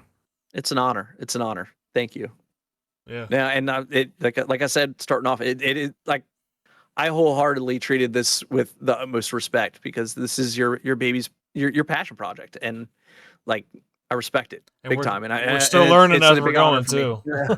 Yeah, but it's a big honor for me to be here and part of your passion project as a guest and let me into your little realm of things, and it means a lot. So keep up the good work, guys. We appreciate it. So at the end of every episode, usually, I don't know if you've got to the end, do you have a hot take that you would like to say at the end of the episode? Except for Tony Luke's. Except for Tony Luke's. He's like, you've already sat there when at me with Del Rossi, man. Come on. I was like, have you even been to the Theater of Living Arts? The TLA? Come on, man. Hot take. Let's see. As a Steelers fan, I am not excited seeing Aaron Rodgers as QB. There you go. Is that there a you hot go. take? Is that a hot enough take? That I could mean, be, probably yeah. not, but like It could be something. I don't think Aaron Rodgers is excited to be a the Steeler. He admitted that this is his final year, so he's just like, He just wants somewhere to play. Yeah, I'm just playing. How about this? As a Steelers fan, this is a hot take. The new football jerseys, the football ones, the soccer ones that they're putting out. The Baltimore Ravens one looks really good. Fuck. Like, gosh, man, I saw it and I was like, and then I looked at the Steelers. I was like, really? That's what you're gonna do to me? I was like, I can't even buy that, man. Like, I actually wanted to buy the Ravens one. I was like, that looks good. Like, that looks good. That's what I expect out of a soccer jersey, and that's the crap that you give me. Come on. Like, the Packers is a bad one too. Like, like I would have. You know what I really wanted to see? If they would have done the Eagles in a Kelly green instead of like the dark green that they do. Like, do the old school Kelly green with like, oh my, so many missed opportunities. Miami's looks pretty good. I'll give you that. Joey got to eat a little bit. Atlanta Falcons got crapped on. Oh God, dude, literally looked like a their Jackson MLS Pollock. kits suck anyway. Oh, but yeah. No, so yeah, that's my little hot take, man. As a Steelers fan, I actually like the Ravens jersey over top of the Steelers for a change. So, Yep. Whew, Well, we that appreciate was a you rough one. having on. I know you knew. I definitely knew WWE, and like I said, it seems like I can't stop talking about the Switch too because it's the newest console out now. And Yeah. a lot of people, Oh, like I said, beat 'em ups. You told me about him. I still watch him, and like I said, the Game Chops thing. I'll actually, if I wake up early enough on my way to work, I'll fucking throw Game Chops on if I don't know what the fuck to listen to at work or something, you know. So it's just good to know. You know, we still try to connect each other even outside of streaming. So you know that's why he's been talking about having a guest on, and I've been trying to figure out who to have on as a guest. I was like, well, he listens to every episode, so he should probably be, on right the show. In sync with us. Yeah. So, why not? He goes, now we've just broken the record for the longest two Stooges podcast with this chucklehead on here. Remember, every guest is an extra hour or two.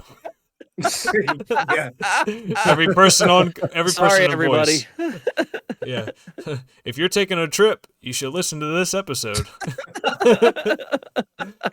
So we appreciate you joining in and conversating with us. Like I said, we're still learning as we go as well.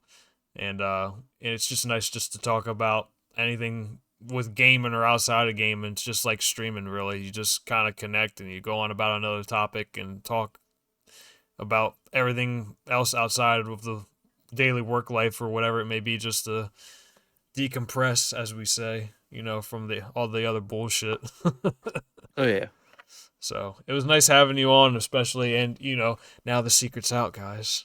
We know each other. Yeah, Frank and I used to work together. That's how we have all the little insides and how we're so on connected to each other in the streams and stuff. He's also the reason why I have a second monitor still. So I got this free TV. You can use it as a monitor. I'm like, really? I didn't know that. I was like, okay. Dude, I forgot about that TV. I have it still to this day to the side. Like, I forgot I gave it to him. Like, yeah, I got the spare TV, man. You need to have two monitors. What do you mean? I was like, it'll change your world, man. He's like, oh, I'm sitting here with three. So yeah. I can't have not two monitors now. Just saying. Yeah. No way. Yeah. So I appreciate it. Mr. Will, did you want to let everybody know where they can find you with your socials? Well, you can find me on Twitch at MrWillGames. That's all it is MrWillGames. And then I don't even use like a lot of social stuff besides that. I am on Twitter at MrWillGames 24/7. But for the most part, I just if you want to catch me on MrWillGames on Twitch.tv. And he's also part of the Hyrule Gaming Group with us. I am part of the Hyrule. I am a Hyrule Gaming Group affiliate. I'm not the fancy straight Hyrule Gaming Group stream team, but I'm there. We're getting there. Every time I step into one of the another team members, Joe, it's the legend, Mr. Will. I'm like, how am I a legend? Like all of a sudden, I'm just Mr. Will, man. I'm just here to enjoy your stream. I was like, here, have some biddies. Leave me alone. Well, we appreciate you joining in, and we hope you continue to support and listen to us. We greatly appreciate you. Thank you. Like I said, definitely spreading the support nonstop, of course, on the podcast, before the podcast. So it's just been a good time having, as always, with Joey as well. Greatly appreciate it and your time, especially since I kept you up past your bedtime too. Yeah. We're important, and kept Sam from playing video games. Oh yeah, she's probably like, I've been waiting all night. She's on the couch still right now waiting. I've been waiting. No, she's probably all mad because she's been on vacation, so she hasn't been home since Sunday, so she hasn't played like the one game she's probably wanted to play all week. No. Battery critical.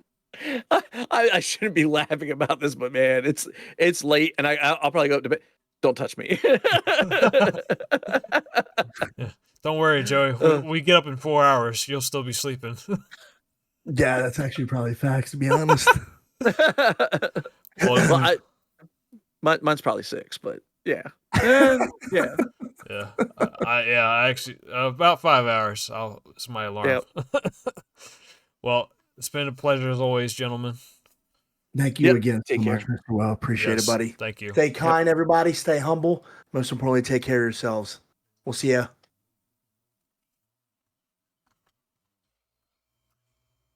Love your faces. Love you. I'm adding that on the end of the episode. But love your faces. Yeah. Yeah.